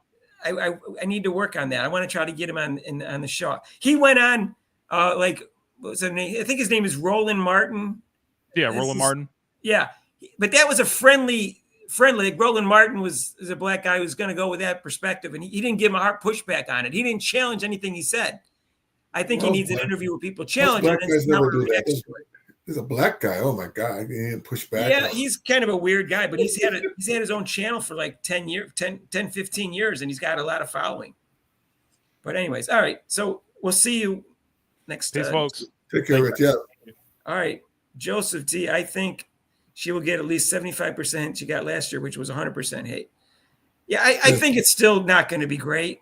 I think she's still going to get hate this year, but there's no way it'll be as bad as last year. It's not possible. It's not. I think. I mean, what more could they? Yeah, how much more could they hate her? I think they did their job last year. Not like I said, everybody did. Tina's saying under 100 million. All right, so Tina, what you saying? 2 million? You're saying what's your answer? You got 2 million here and under 1 million here. I don't understand. She got 2 under million. 2 million. Yeah, under 2 million. I don't know at the draft. I don't know. There may be carryover from Caitlin Clark. I just don't think it's an attractive draft. So I don't, Paige is only going to get so many people to watch. And who else is there that people really want to see besides Paige? I don't know. Yeah. I don't know. I mean, I'm interested to see these foreigners. There's going to be 3 foreigners in the first round possibly. They're not even going to be there probably. Well, like Joseph said, they're like, who can you name at least 5 or 6 people that I mean, you can probably name them now, but I mean, who's yeah, and I don't know how good these European players are. I told you before, it's just like those leagues aren't as strong. You can't figure out their numbers based on that. There's no way to transfer numbers from a weak league into a strong league. It's all pure guess. So, and some of these women are 19 years old, so they may be not very good now and might turn out to be superstars. We don't even know that either. But when you're 19, here's a question to throw out there. Since Juju Watkins hurt her knee, she still has does she have eligibility? And will she stay in, or will she go out the draft? Will she go out on the draft when she's supposed to, or stay another year? I think she'll go out when she's supposed to. I think she's only going to miss. She'll probably miss 3/4 of a year. Let's just guess. And if that case, she'll just go out because she wants to play in the WNBA as soon as possible. Yeah. I think she wants the competition. Well, not just her, Mark. The other people, they want her. She's the face of the Mark. She's the face of women's league. Yeah, they want her out there. They want her after Caitlin. They want to get rid of Caitlin. They want to wipe Caitlin off the Caitlin who? That might have been the stupidest question ever. This is L. Duncan said to Juju Watkins that it was a Wooden Award, I guess she won, and she looked at her and said, she said a couple of sentences before that, but she said, now that you've become the face of women's basketball, or since you become the face of women's basketball, what's your why? What's your why? Oh, look at how cool and hip I am. I go, what's your why? What's your why? You couldn't just say what motivates you. You couldn't just say what motivates you like a normal human being. You have to say what's your why.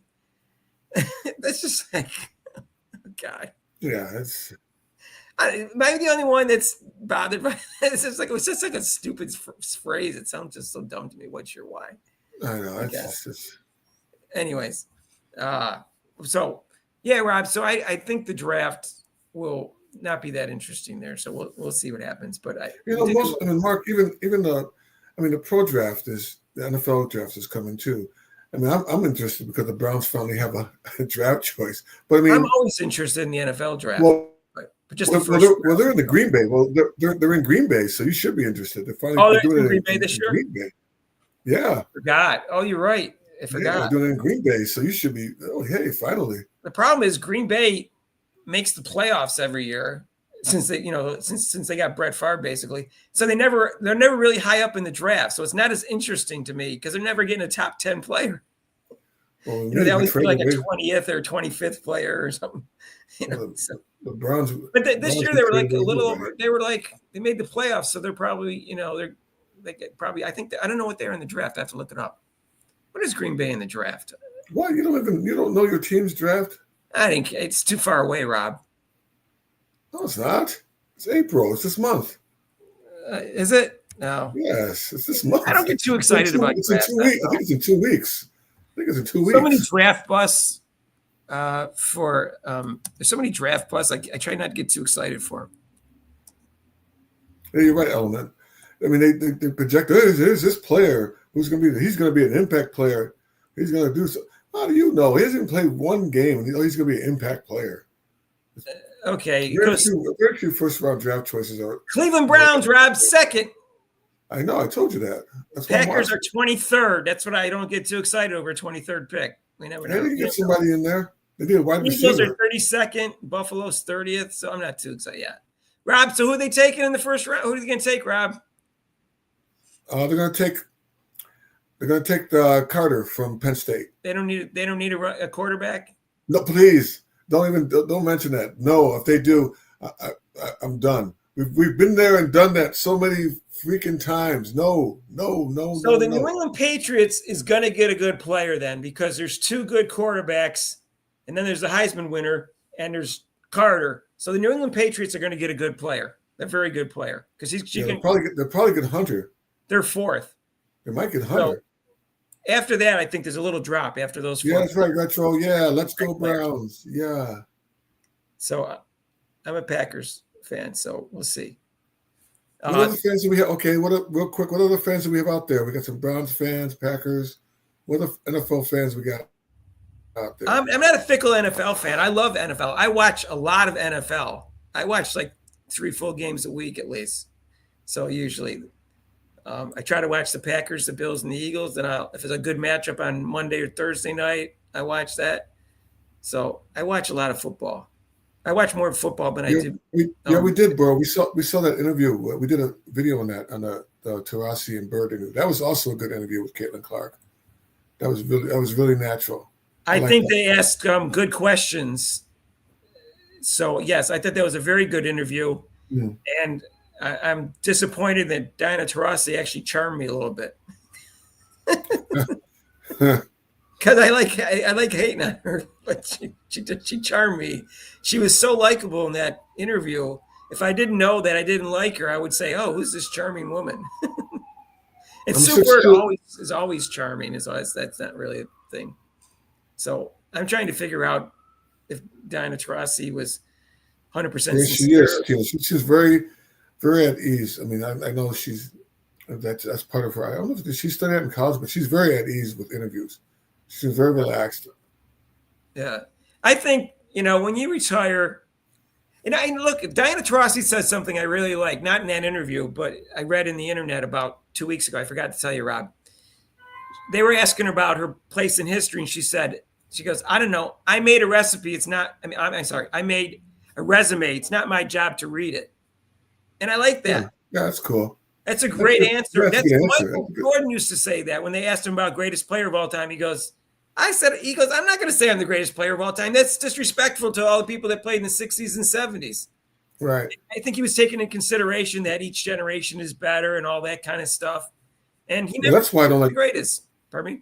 Well, that's why I like JJ Redick. He talks about, oh, they played against Milkman and Postman. I'm like, what are you talking about, JJ Redick? Shut up. Well, that's why Michael Jordan's more likable than LeBron, because LeBron, after they came back from 3-1, which they got help from, Draymond Green being, kicking someone in the nuts and getting suspended. He goes, after this, I'm the greatest player of all time. Yeah. Oh, that's right. I do remember him saying that. Remember him saying that? Like, why do you have to say that? Just let other people decide whether you're the greatest player of all time. You may be. I don't think you are. I think Jordan is. I don't think you are. I don't think you are. But let other people decide that. Let Skip Bayless decide. God, Skip Bayless. That'd be fair. Skip Bayless is wrong to have him ninth. Let's be fair about that. He has him ninth. So, because I have him second, and I have Jabbar third, and I have Jordan first. But after that, it gets fuzzy for me. That's why I have my top three. I think it's really hard. In fact, Rob, you know what's really interesting for me, because my top 9 in NBA after that is Russell and Chamberlain and Magic, Bird, Tim Duncan, and Kobe. And Kobe's number 9. And I had like Oscar Robertson 10, and then I have like Olajuwon and Shaq tied for like 11th and 12th. And then when I did this about 5 years ago, I think I did it. And I try not to rank anyone under the age of 32, because if I haven't seen their end of their prime, I don't really want to rank them. No, you can't rank them. Jokic is 30. And I didn't rank what do you call Giannis. I didn't rank him because he was too young. But now Curry won another championship. He's still playing well at his age. I think that Jokic looks like he's just as good as Olajuwon and Shaq, if not better. Curry, you could put up there, and you could bump Oscar Robinson. And like, if I'm going to bump Oscar Robinson, can I bump Jokic to number 10th? Which I don't rank him. He's not 32 yet, but that's an interesting question. Is he actually at number 10 now, as high as number 10, like right after Kobe and Tim Duncan and Larry? Right, Aquaman, you're Canadian. All right. I love Canada. I don't know. I'm just throwing that out there. Curry could be number 10. You could still say Shaq or Olajuwon or Oscar Robinson or whatever. All right, Mark. At 7, I gotta get going. Okay. Also, I wouldn't put Durant in there because he changed teams to get a championship. Curry did. Then the fool left it. If he had stayed there, he would have had more. Idiot. Well, if him and Westbrook just learned to play team ball, it was more Westbrook than his fault. But if he could have just gotten Westbrook to, just play team ball for that 1 year, Rob, they probably would have won a championship. Or even the second year when they were up 3-1 against the Warriors. Yeah. And then they forgot how to play team ball for 3 games in a row and they lost. Yeah. Well, that's more Westbrook than Durant's fault. But All anyways. right, you guys. Thanks for stopping in. Rob's got to go. I got to go. I'll go for like another half hour, and then I'm going to call it quits at 7:30. All right. I'm up and out of here. And you guys take care. Thanks again for stopping in. Don't forget to hit the like button. And if you want to contribute, you can do that too. But keep it going. We're going there with I can't wait till the season starts. I cannot wait. Take care, Mark. Yeah. You can't wait, just like Diana Taurasi said, Rod. That was my favorite line in the interview when she said that I can't wait till the season starts because I want to watch you play again. That was what compliment is better than that, other than saying, you're the GOAT, Right, exactly. So I don't think she's retired. She's not worried about her place in history. All right, everyone. Take care. See you, Rob. All right, let's see what we got in comments here. You guys, you got topics you want to discuss?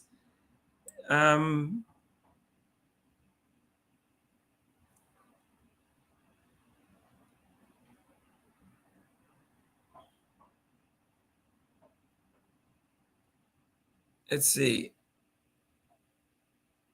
Let me see what's out here.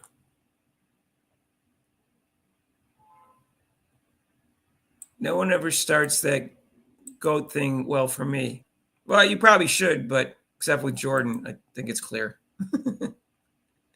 That's my opinion. I don't care what Nick Wright thinks. Nick Wright spends his whole day trying to prove LeBron is better than Jordan.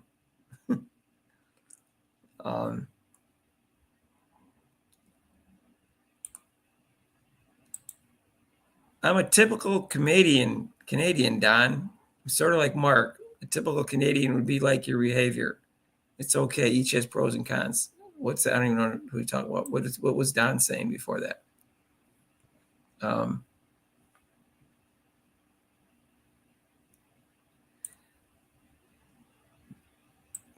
Let's see.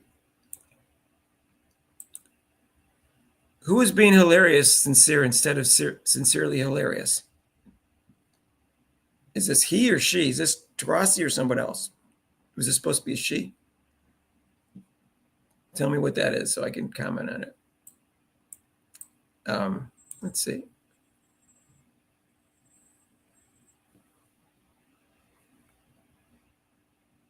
It's not what Don was saying about how he expressed himself, say regarding you. Okay.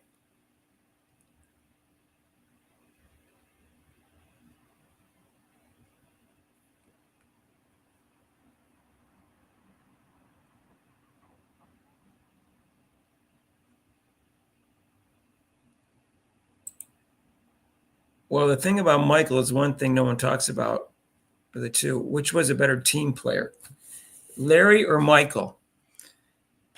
In their prime, Michael was as good a team player as Larry. When Michael started out, compared to their early career, Larry was better. That's my opinion. And Michael was just as good a team player as Magic. It's just he just wasn't a point guard. Michael figured out how to make his teammates better, and it wasn't just his individual talent. I thought he became a great leader and a great team player. I just think he had so much talent. He didn't have the patience for his teammates when he got a lousy league that he came in, a lousy team that he got into. The Chicago team was bad. So out of context portion of the program. All right, Vadim, you can tell us what you want to talk about, Vadim. And let me know.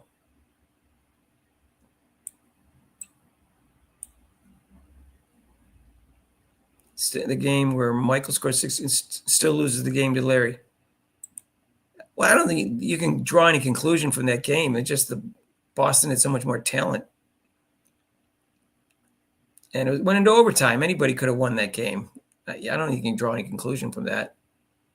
If you get a foul call here or during regulation in the first overtime or whatever, or in the regular thing. Larry came in less egotistical than Jordan. He did, but I'm gonna say this that I've said to other people before. Larry, even though I know that the Celtics didn't have a good record the year before Larry got there, but they had talent. They way underachieved for whatever reason. And he got them to play well. I think 32 wins the next year. And I think the only one that did better than that was David Robinson was 34. But they had talent. Those Celtics had talent, even though they didn't have a good record the year before. So that 32 is deceptive, but still great. He was the reason they played better. And I don't know I think the coach was the same, right? And Jordan came into, didn't have a good coach really, didn't really have a strong team, that is my opinion. But I do agree Larry was better at making his teammates better than Jordan, and so was Magic.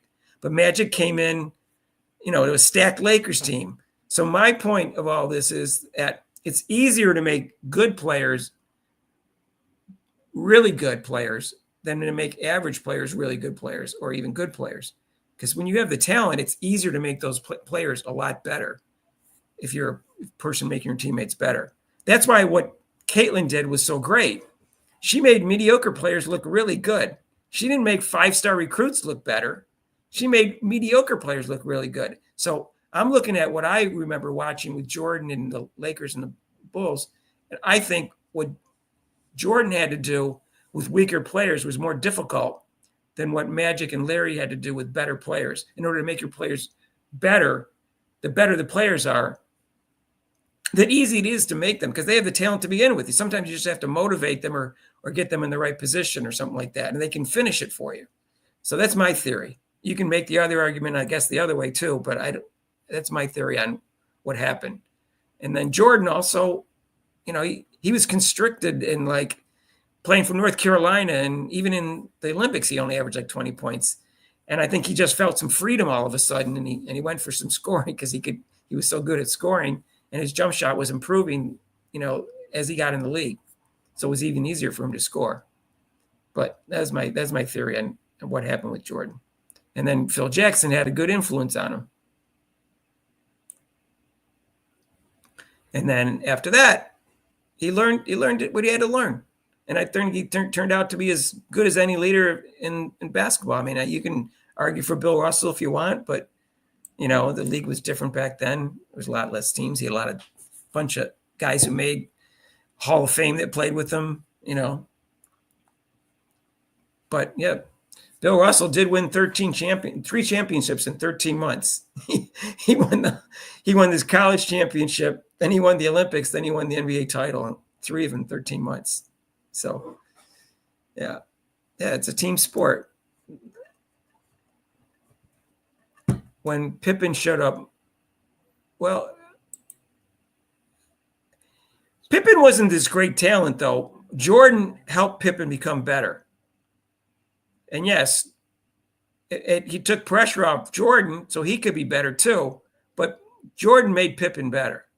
He was older and more experienced than him. He was a better athlete. He was a better talent. But yeah, I thought Pippen was a great player. I think he's underrated. I have him like 24th in the greatest players of all time. Some people don't have him in their top 25. I do.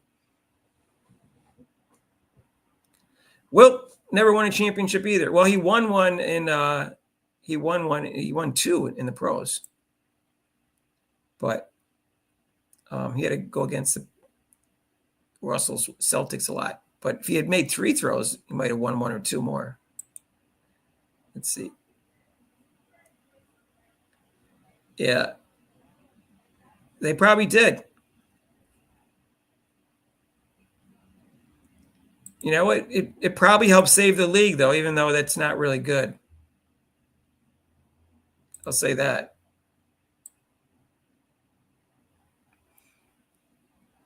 The Clark.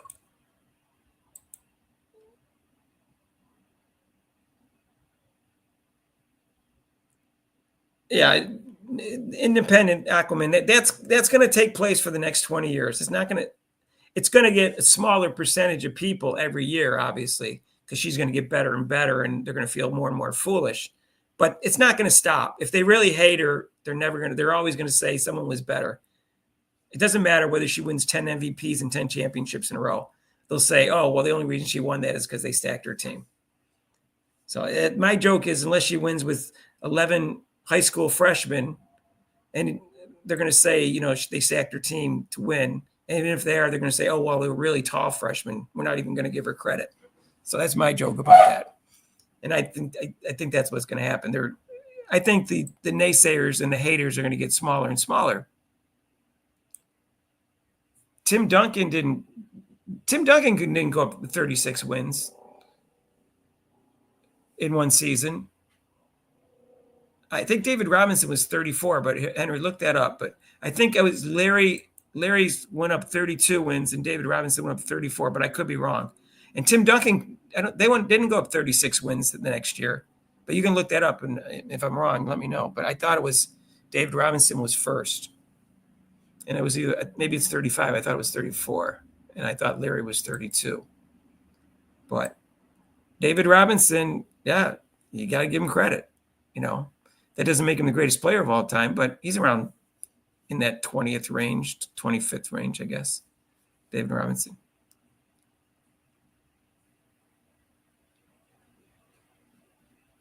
Yeah. Well, Pippen was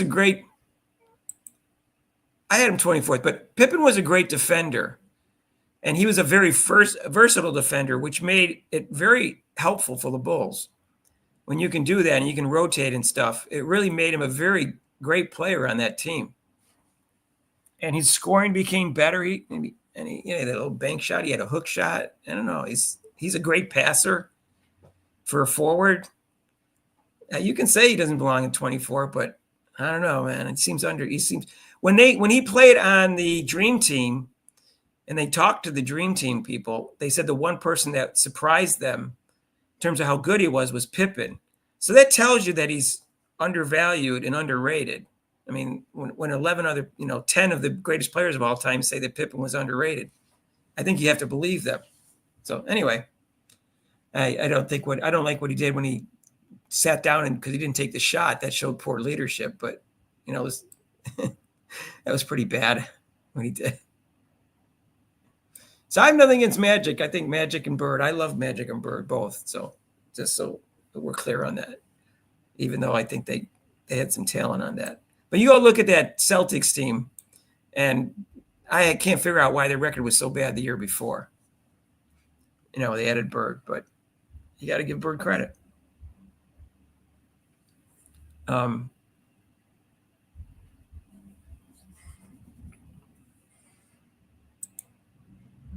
don't talk about a player demand of who's better or worse and who has a ring or not, because the WNBA can't sustain itself without the NBA. So when you can tell me a player that will sustain that, we'll see. I don't know.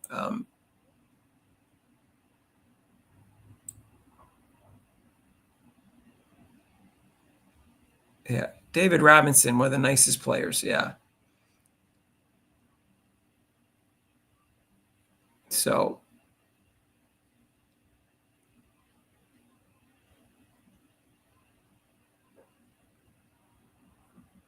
you like Starks, that little dude? You like him because he went 1 for 17 in the finals. Now Starks was a good player though. He had, he played defense. He created his own shot. A lot of those Knicks teams that couldn't do that back then. It was like him and Ewing.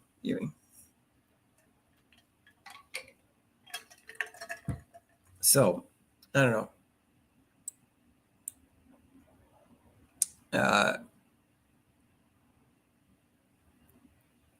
We can all agree basketball is a team sport. If CC is not playing, I ain't watching. At least for women's basketball. I'll still watch men's basketball without CC. I'm sold on Cooper Flagg. So I don't think he played well the last part of the game. I thought the foul shot was, the foul, which was not over the back. He went over the guy's elbow. I thought that was a bad call. But Rob was blaming the coach a lot for not even having a couple inbound plays where they could clearly get the ball in. But Cooper Flagg is going to be a dynamite player. He is going to be a top 20, top 25 player of all time minimum. I'm not saying he's going to be as good as a top 10 player, but he's going to be a great, great player. So we'll see.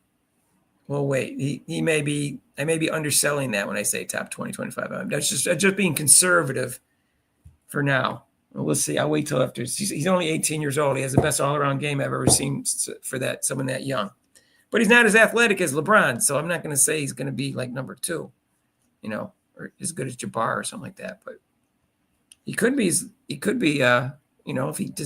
he develops that, what's that Skip Bayless calls? It calls it the clutch gene or the killer instinct, like Jordan. He could be, comparable to like Magic and Larry and stuff like that type of players. So we'll see. But I don't want to go nuts with my prediction on him. I already went nuts with my prediction with Caitlin. So you guys let me know how good you think Cooper Flagg's going to be. So keeping in mind he's 18. He's athletic. So that's good. It's hard to say he's going to go dominate the league when Victor W is in the league and he's only 19. What is he, 20 years old now? Victor W is 20 years old. Michael Wilbon said Victor W was going to be the best player in the league this year, and that's not true. He's not the best player in the league, not by a large margin. So he was premature on that. So I'm sure he will be at some point. But it doesn't look like it's not now, and it doesn't look like it's going to be as soon as next year either. He won't be a bust. Cooper Flag will not be a bust unless he is like injury prone or something like that. He will not be a bust. I will guarantee you on that one. He will not be a bust. There's just too much. He has too much going for him. He's got composed. He's got composure. He's got an all-around game. He's got good athletic ability. He has high IQ. It's all-around game. There's just too much going for him. There's no reason why he would bust. Like I can't think of one negative. I mean, unless you don't think he's clutch because of that one game. The coach isn't clutch, that's for sure. The coach should have coached that into that game better. And like Rob was saying about those inbound plays. So we'll see. These Pacer teams, they're not soft. Yeah, what do you guys think about the NBA playoffs? Who are you feeling for in the finals? And who do you think is going to win it? Give me your your top 4 maybe, or top 2 or 1, and give me something.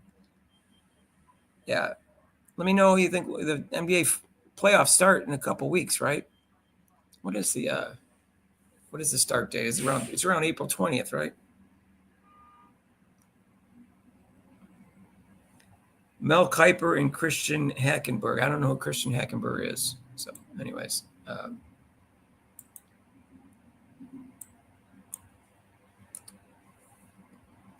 I predicted Larry Bird would be an excellent player.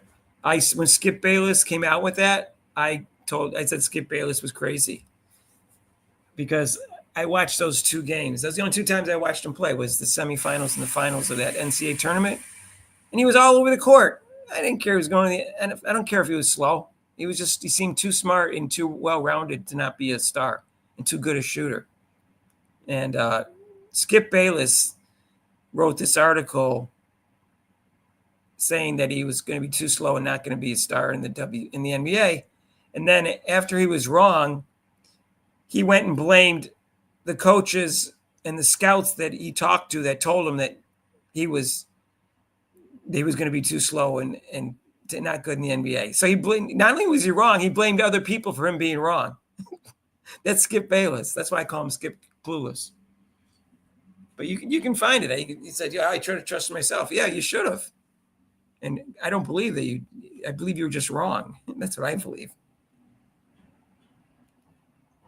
He could shoot. Everybody could see he could shoot. I don't think anybody said he couldn't shoot. I think they just said he was too slow and didn't jump. Nobody was saying that. I mean, the semifinal game, he was on fire in the semifinal game. I don't have the stats in front of me, but he was like on fire in the semifinal game. He didn't shoot well in the finals. But I saw both games, luckily, because if I was just judging the finals, I wouldn't think he was so great. But I saw the Final Four. I saw the Final Four game. Let me look that up because someone said 34 and 36. I don't think that was right.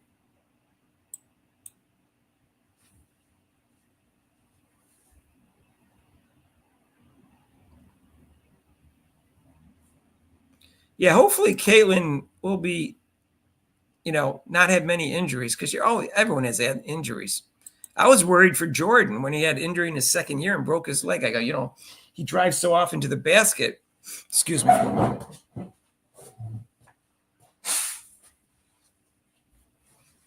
Oh, excuse me. They drive so often to the basket. I thought, he had injury early in his career. I was afraid, but he never got seriously injured after that until he came back when he was 39. He got injured again, but that wasn't too bad. Yeah, they hated on Larry some because he was white, but not like Caitlin. But there was some comments by black players when he was winning 3 MVPs in a row that they didn't think he deserved all those MVPs and that he was overrated. There was a couple comments back then. So I don't want to say there was nothing said, but because there was. Jim Brown played 9 years in the sport, not 11, just so you know. And he is injured 1 year, but he played injured. He had like a sore hand, ankle 1 year. That's the only year he didn't lead the league in rushing. He led the league in rushing 8 out of 9 years. Yeah, he retired at age 29, 30, 20. I think he was 30 turning that year, but he's 29. I think when he retired.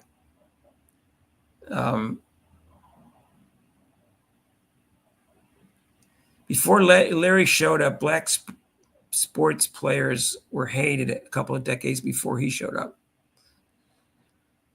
And were hated. Yeah, well, there was no black players in the first 5 years of the WNBA league. I think in 1950 was the first one, first 4 or 5 years in the NBA. And the black players in the NFL weren't there at first. And then you'd have to look that up when the first black player in the NFL was. But I have to look that one up. I think I've looked it up and forgot. Baseball, we know, 1947. But they actually was some black players play in the 1850s and 60s. And then they decided they wouldn't play with him anymore and kicked him out. Larry is a legend, untouchable, just like Magic. Yeah, I love Larry Bird. I loved his game. He even played defense. He was slow, but didn't jump, but he played some defense. He positioned himself real well. He was physical. He made all defensive team, second team twice. So in his prime. And you know what? For those kind of players like Larry Bird, if he knew the three-point shot was as important as it could be, it was going to be that important, he would have practiced it like crazy growing up because that's how he was, and he would have been even better. I think Jordan would have done that too. Although he wasn't I don't think he was as sold on the three-point shot as Larry was, because Michael could drive to the basket and, do whatever he wanted to do. But I'm always surprised that Magic didn't have that good a shooting form for someone who's, he's not a great athlete like Jordan, but he was a good athlete. And I was surprised that his shooting form was poor, especially how big he was, which means he probably had strength at an early age and should have corrected his shooting form when he was younger. I was surprised at that. Yeah. It was Bill Bradley's thing. Bill Bradley, Rob said he read a book on Bill Bradley. And Bill Bradley said the most important thing to do is to beat your opponent down the court, both offensively and defensively. And Bill Bradley was a great college player, but just a pretty good pro. Not a great pro, but a great college player. Yeah, it was. I didn't like his form, Magic, and I don't know why he never developed better form. Because you're thinking this big guy, like that's the reason women have such bad form. Is part of it's their fault and the coach's fault is that they get strong enough to correct their form into the center at a later age, and then they're too lazy to fix it or whatever. But because boys get strong enough at an earlier age to fix their form, because most people shoot like I did when I was like this. I was a little kid because I was short.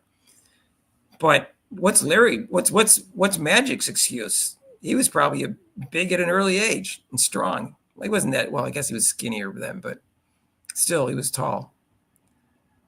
So I don't know what his excuse was. But I think he would have been a better scorer if he had better form. I mean, there's no reason he couldn't have been an excellent jump shooter. He had more of a set shot. I didn't really like his shot. But he scored. He developed a little baby hook. So let me see that you guys are telling me about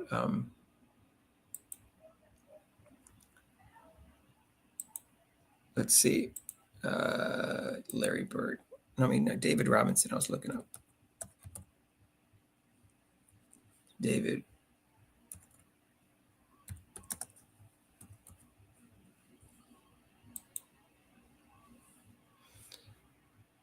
Let's see. Basketball Reference.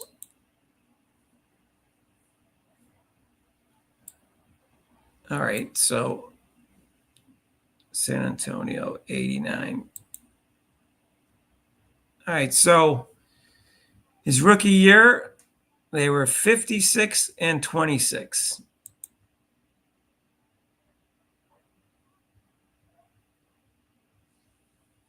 And The year before he was 21. So it was 35. I was off by 1. Yep, they were 25. They won 25, which is too much. That's the most increase by 1 player, because the Pistons, I mean not the Pistons, the Celtics added 2 players when they had the big 3, and I think they had more than 35. Let me see. Larry Bird, I think, was 32.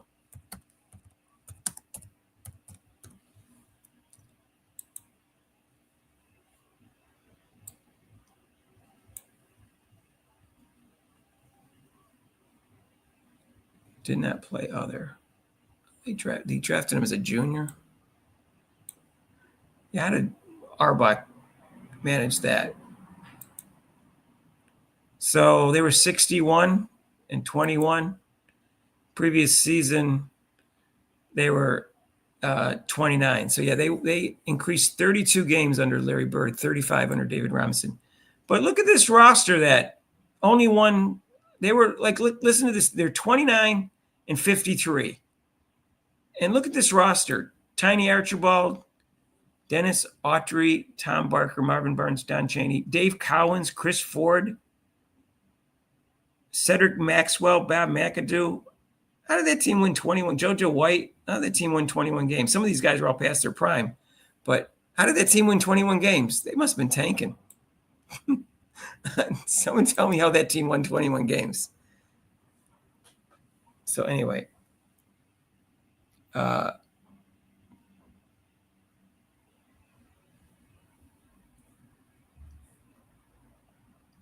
Yeah, Magic he had good percentage on his 3-point shot. It's just his form was bad.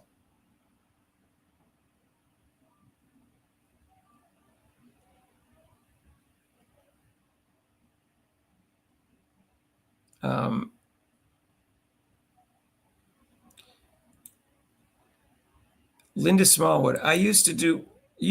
What kind of halftime shows did you do, Lindy? What was the halftime shows that you were doing?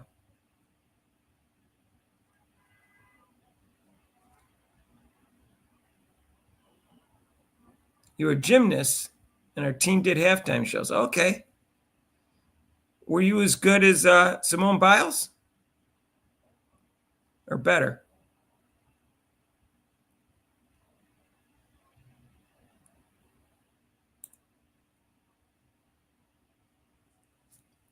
Yeah.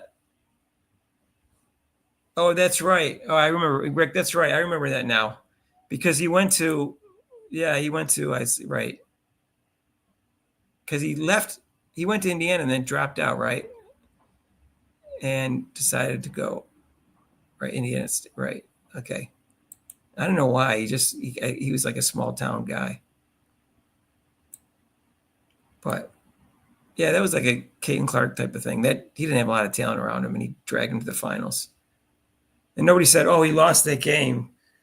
He's not that good." No one said that back then. They just said, "Oh, Magic team had more talent." That's what they said. That team, Magic's Michigan State team, that underachieved, but they had like 7 losses. But most of them earlier in the year, and they lost like a bunch of 1 and 2 point games. So I guess that was before Magic was great in the clutch. You can look it up. That Michigan State team lost a bunch of close games, and that's why they were better than their record. And then they peaked at the end of the year. Tim Duncan was 36. No, but that didn't count because Tim Duncan doesn't count because David Robinson was injured the year before. I remember that. Yeah, you can't count that because the year before David Robinson was injured. So you added David Robinson and David Robinson back onto the team, and then you added Tim Duncan. I'm pretty sure about that. I'll look it up right now. Yeah, 56. You can't count that. Sorry. Yeah, 36. But the previous season, David Robinson, that's how many games he played that year. He was out almost the whole year.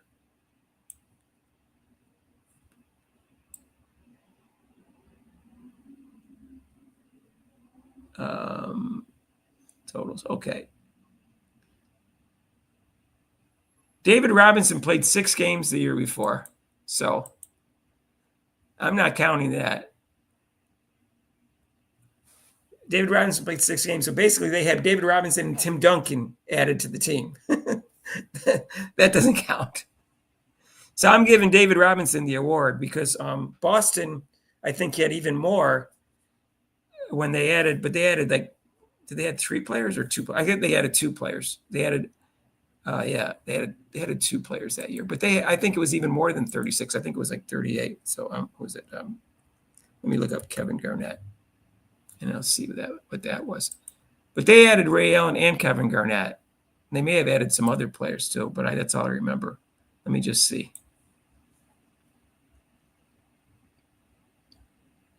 Yeah, okay. Boston. All right. So they were, what was the record? Why are they not showing the record? That's weird. What? Why didn't they show the record?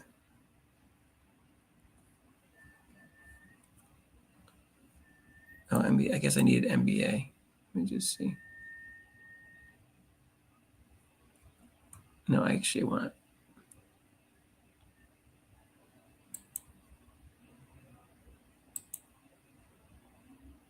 Okay, yeah.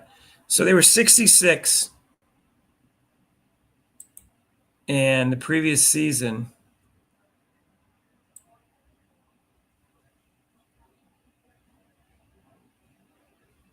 they were 24. Wow. 42 wins. 42 wins. And Doc Rivers was a coach. Well, he was handed a good team, but so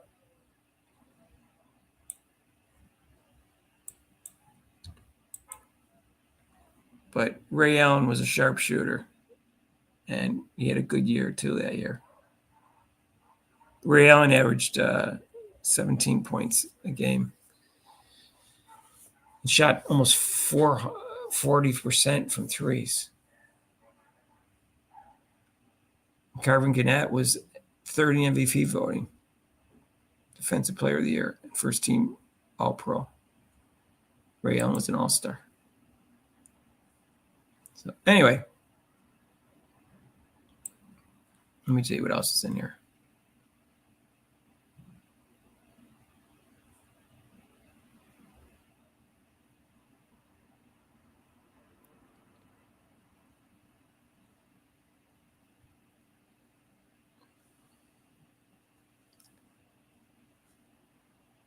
In a wolf pack, females play a vital role in hunting. Typically, the alpha female, alongside the alpha male, leads the pack and contributes to hunting strategies. She actively participates in hunts.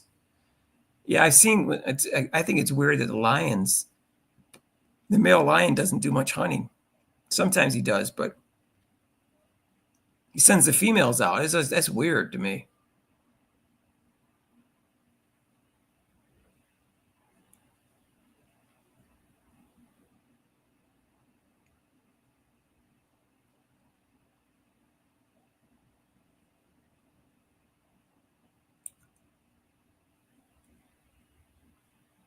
Anyways, yeah.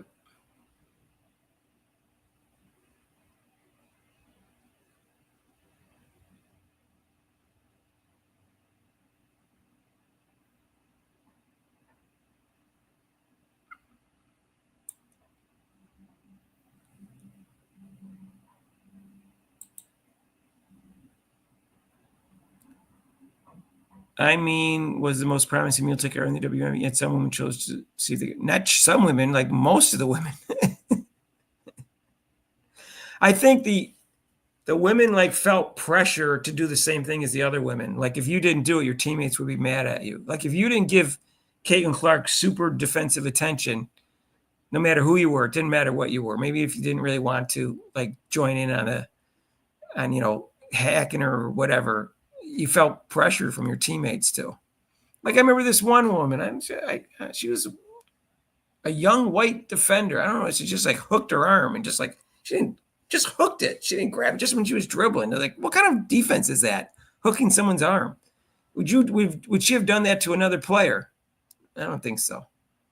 I think it was just accepted that if you did that to Caitlin, now that's good.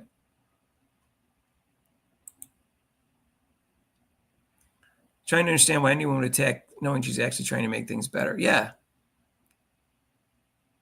I don't understand either. But that's just the way it is. I'm behind in the conversation. I know. I wanted to look that up. I'm catching up. Thanks, Joseph. George Mikan was a good player. I didn't see him play, though.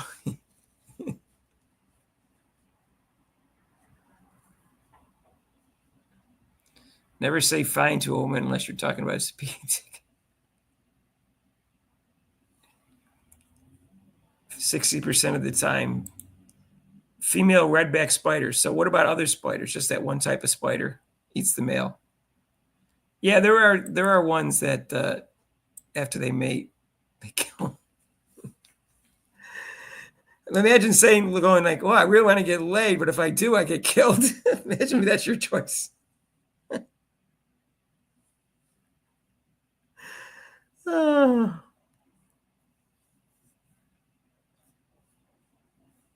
Shane Gillis was starstruck. All the athletes are starstruck by that. I think it was Judd say that. The Yankees were there when she visited the stadium, and they said they were starstruck by Caitlin Clark. Michael Thompson, Klay Thompson's father, said she walked by and he was like, "Well," he said, "Wow, that was praying mantis." Yeah.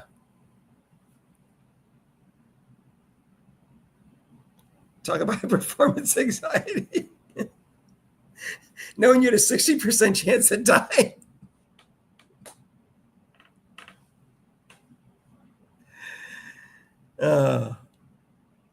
Yeah, there's some weird stuff in the animal kingdom. I guess when you have millions of different species, if you include all the insects. I wonder how many species there are minus the insects. That'd be interesting. Well, that'd be an interesting topic.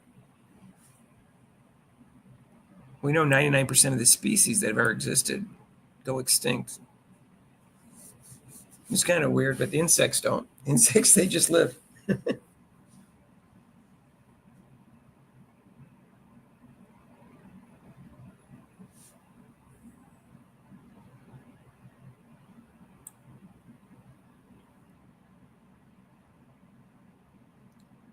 Um,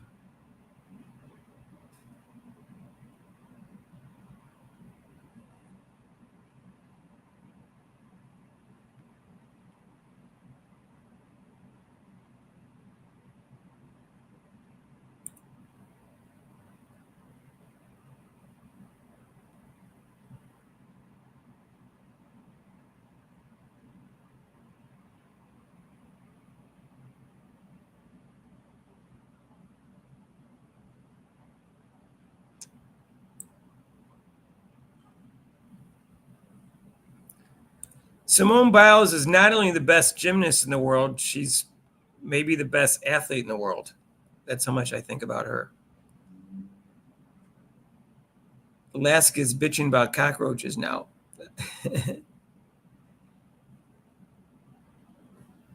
Did you make that comment?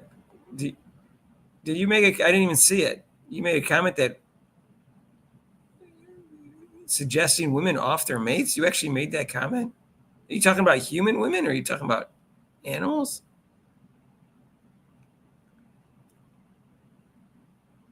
I don't know where I got to find it. How far back is it?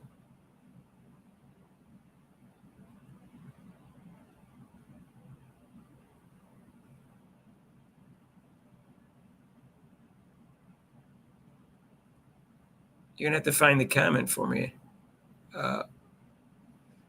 Male and female working together to increase chance for survival. What a concept. That doesn't sound bad.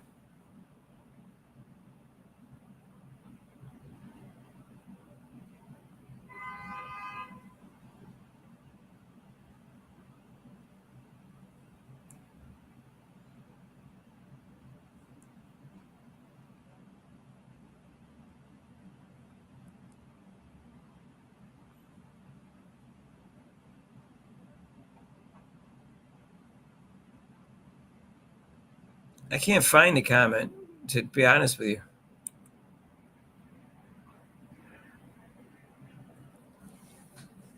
Hey, my technology stuff's improving.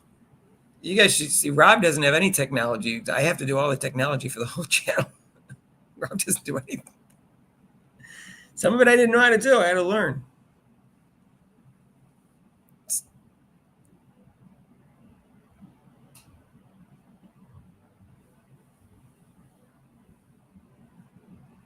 Yeah, Element Gold, I don't see it. I don't filter any comments, just so you know. I never do anything like that. If I only when there's comments underneath the videos and the person tells us we're dumb and stupid or say something really bad, then I delete the comment and I block the person. But I think in a year, our first video was, oh my God, we missed our anniversary. I think our first video went up April 7th. we had missed our 1 year anniversary. Oh man, what a drag.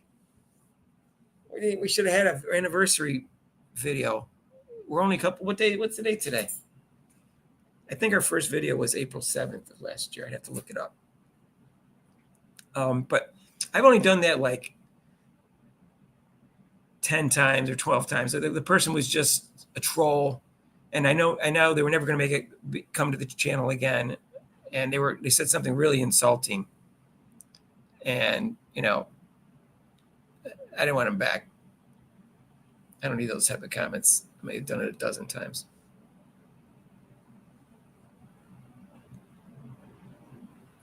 Yeah, I better buy Rob some flowers. Let me see when our first video came out. I thought it was like either April 5th or 7th. I forget which, but we got like 2 views, I think. When nobody knew who we were.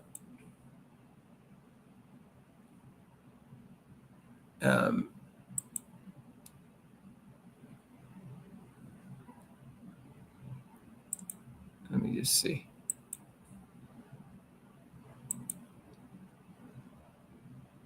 Let me go to our channel.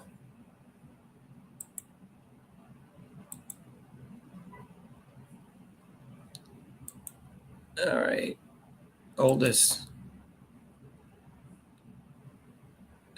Our first video got 39 views. Well, Caitlin Clark and I will get revenge. It was before the LSU game.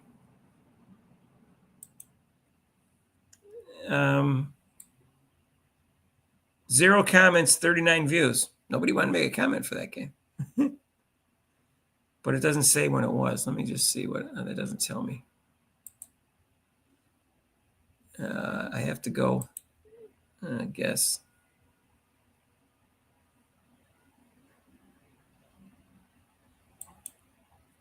Let me see this. I formed the channel on March 28th, but my first video was either April 5th or April 7th. I just forget which. It could have been. If I'm not saying that, I gotta go to my channel.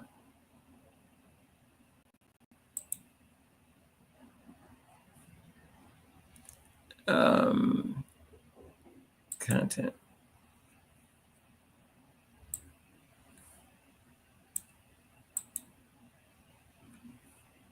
Oh, I can't find it. I'd have to go back to the last video. I don't know. It's one of those, April 5th or April 7th.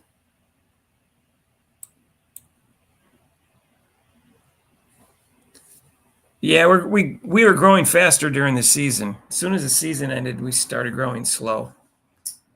So I'm hoping that as soon as the preseason starts, which is, not that far away, right? Is it May 3rd? Is that right? Is it May 3rd? Yeah. Is it May 3rd and 4th? They have 2 games in a row. And then they have one on the 10th, and then they play on the 17th. Does anybody know why their camps are so short? Why they I know they can play together before that, but it's not mandatory to show up until April 27th, and they start May 17th. That seems strange to me. April 5th. How did you figure that out, Henry? Where did I see it? Couldn't see where our date was. Henry, is that our first video? How'd you find that?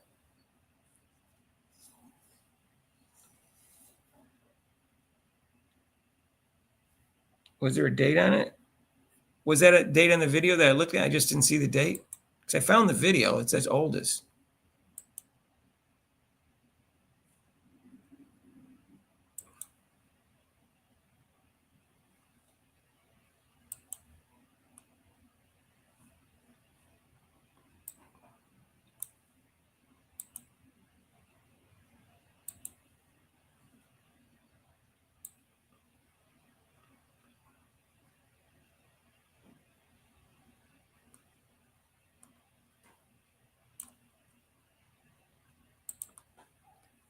How'd you get the date, Henry?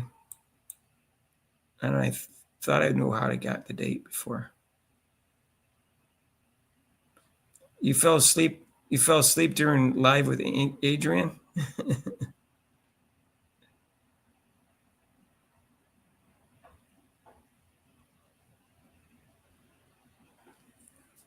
How much is the season pass for the WNBA?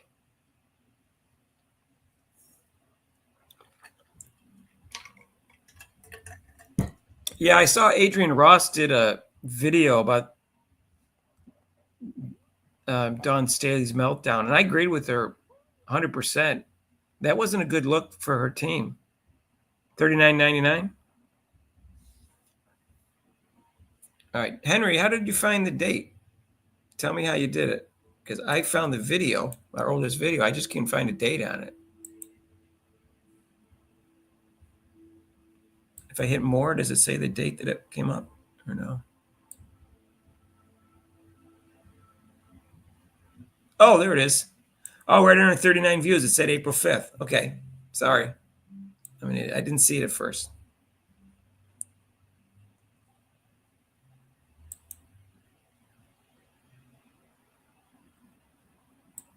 Oh, I see. As soon as you hit more, it shows the date.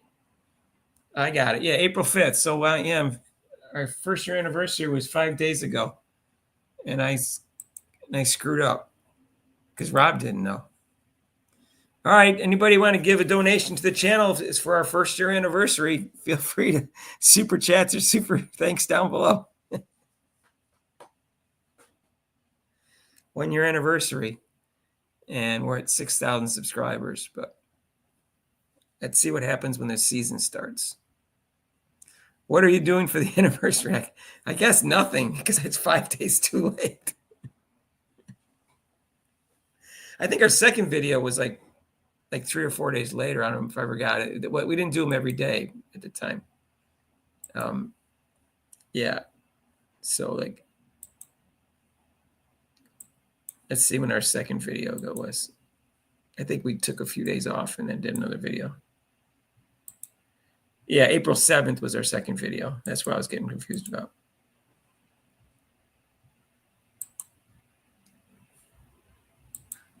Our first video got 39 views and 30 to 5 and 28, 31, 42, 55, 38, 174, 35, 99, 66, 72, 21, 63, 15, 16, 29, 36, 35, 171. Caitlin Clark shines in preseason debut. We finally got some coverage. Blah, blah, blah. Blah, blah, blah, blah, blah, blah. Oh, nothing. And then finally, we blew up. One video got 10,000 views. YouTube was like, Caitlin Clark, tired, fever, lose to the Aces, and it got 10,000 views. There was no reason we got 10,000 views other than they just suggested our video to everybody for one day as a promotion to thank us for all the original content. I think that's what happened. That took us 2 months before that happened. Okay.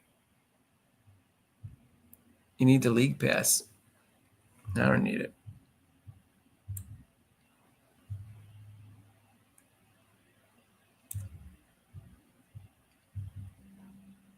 Yeah, those 3 games aren't going to be on TV. Remember last year there was 36, but then they added one to 37. So I'm hoping those other 3 games get picked up. And then Sheila Johnson will get really upset because she said it won't be fair.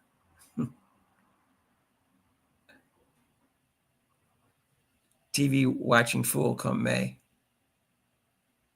17th. Doesn't start till May 17th, but are the preseason games going to be on TV is the question.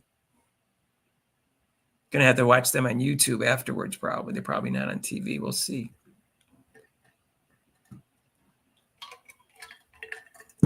Last I checked, they weren't channel wasn't listed, but let me go look now. Let me go to ESPN and see if the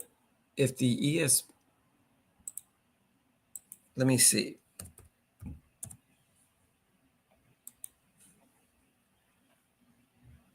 WNBA standings. Let me just see.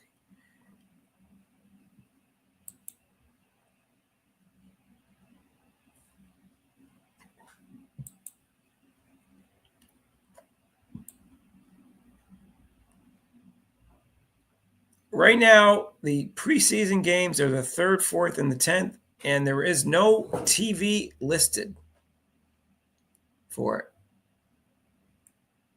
So there's 3 games that aren't televised, and let's see, what are there? One against Los Angeles.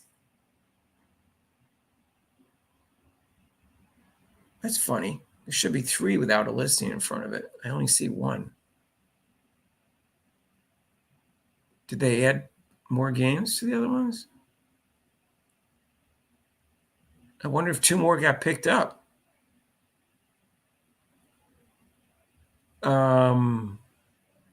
Wow. You guys, I'm looking at the games, and there were supposed to be 3 games that weren't televised. I only see 1 that doesn't have a TV next to it.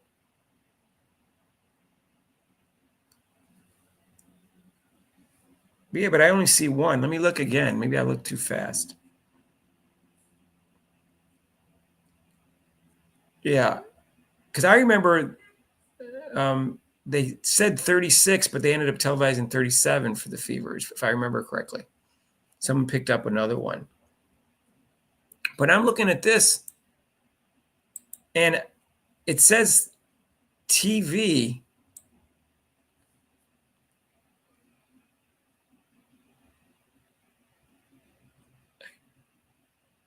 I only see 1 game that doesn't have a channel in front of it.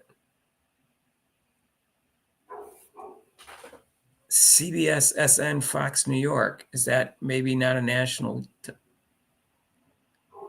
CBS, SN. Maybe those games aren't nationally televised. Maybe they're just locally.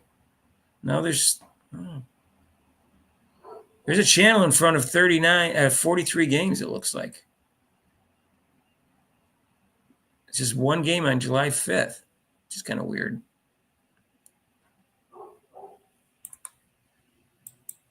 Maybe I'm missing something, but there's a channel in front. Maybe some of them are nationally televised or local channels. I don't know. June 10th, July 5th, and July 30th. All right, let me look again. June 10th, July 5th, July 30th. June 10th says ESPN3 on the Fever schedule.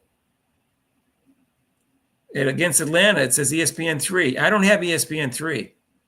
So maybe that's not considered nationally televised because it's ESPN3, which is only I think ESPN3 has less than 50% of the cable. All right.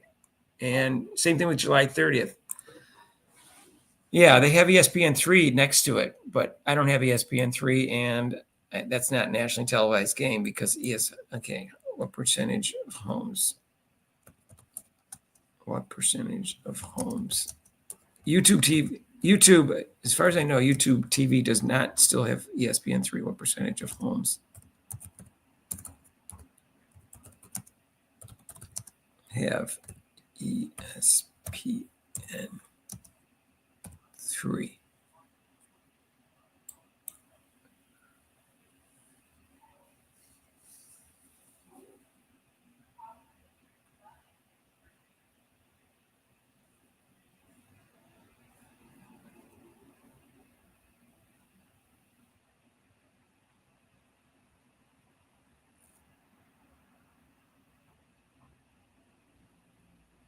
Yeah, I'm not getting a straight answer out of ChatGPT. I may have to do maybe let me go Google and do it. Sometimes they say it's not available, and it is available. They just didn't. They were too lazy to look. ChatGPT gets lazy.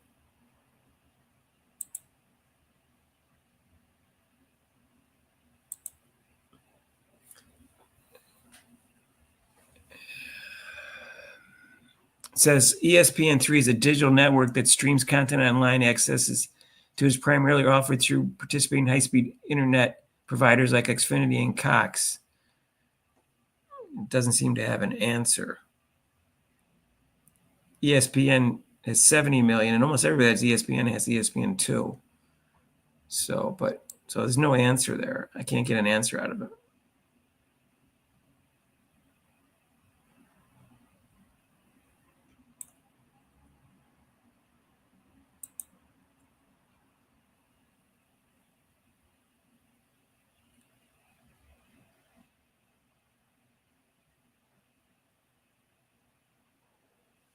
Yeah. Let me see what it says about ESPN2, because I know that it's 70 million.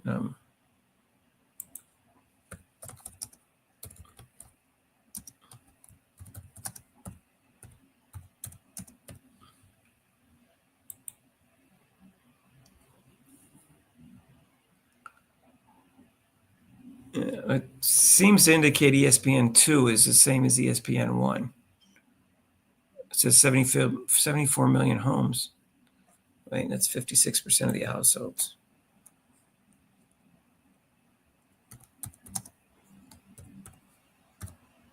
That doesn't make any sense.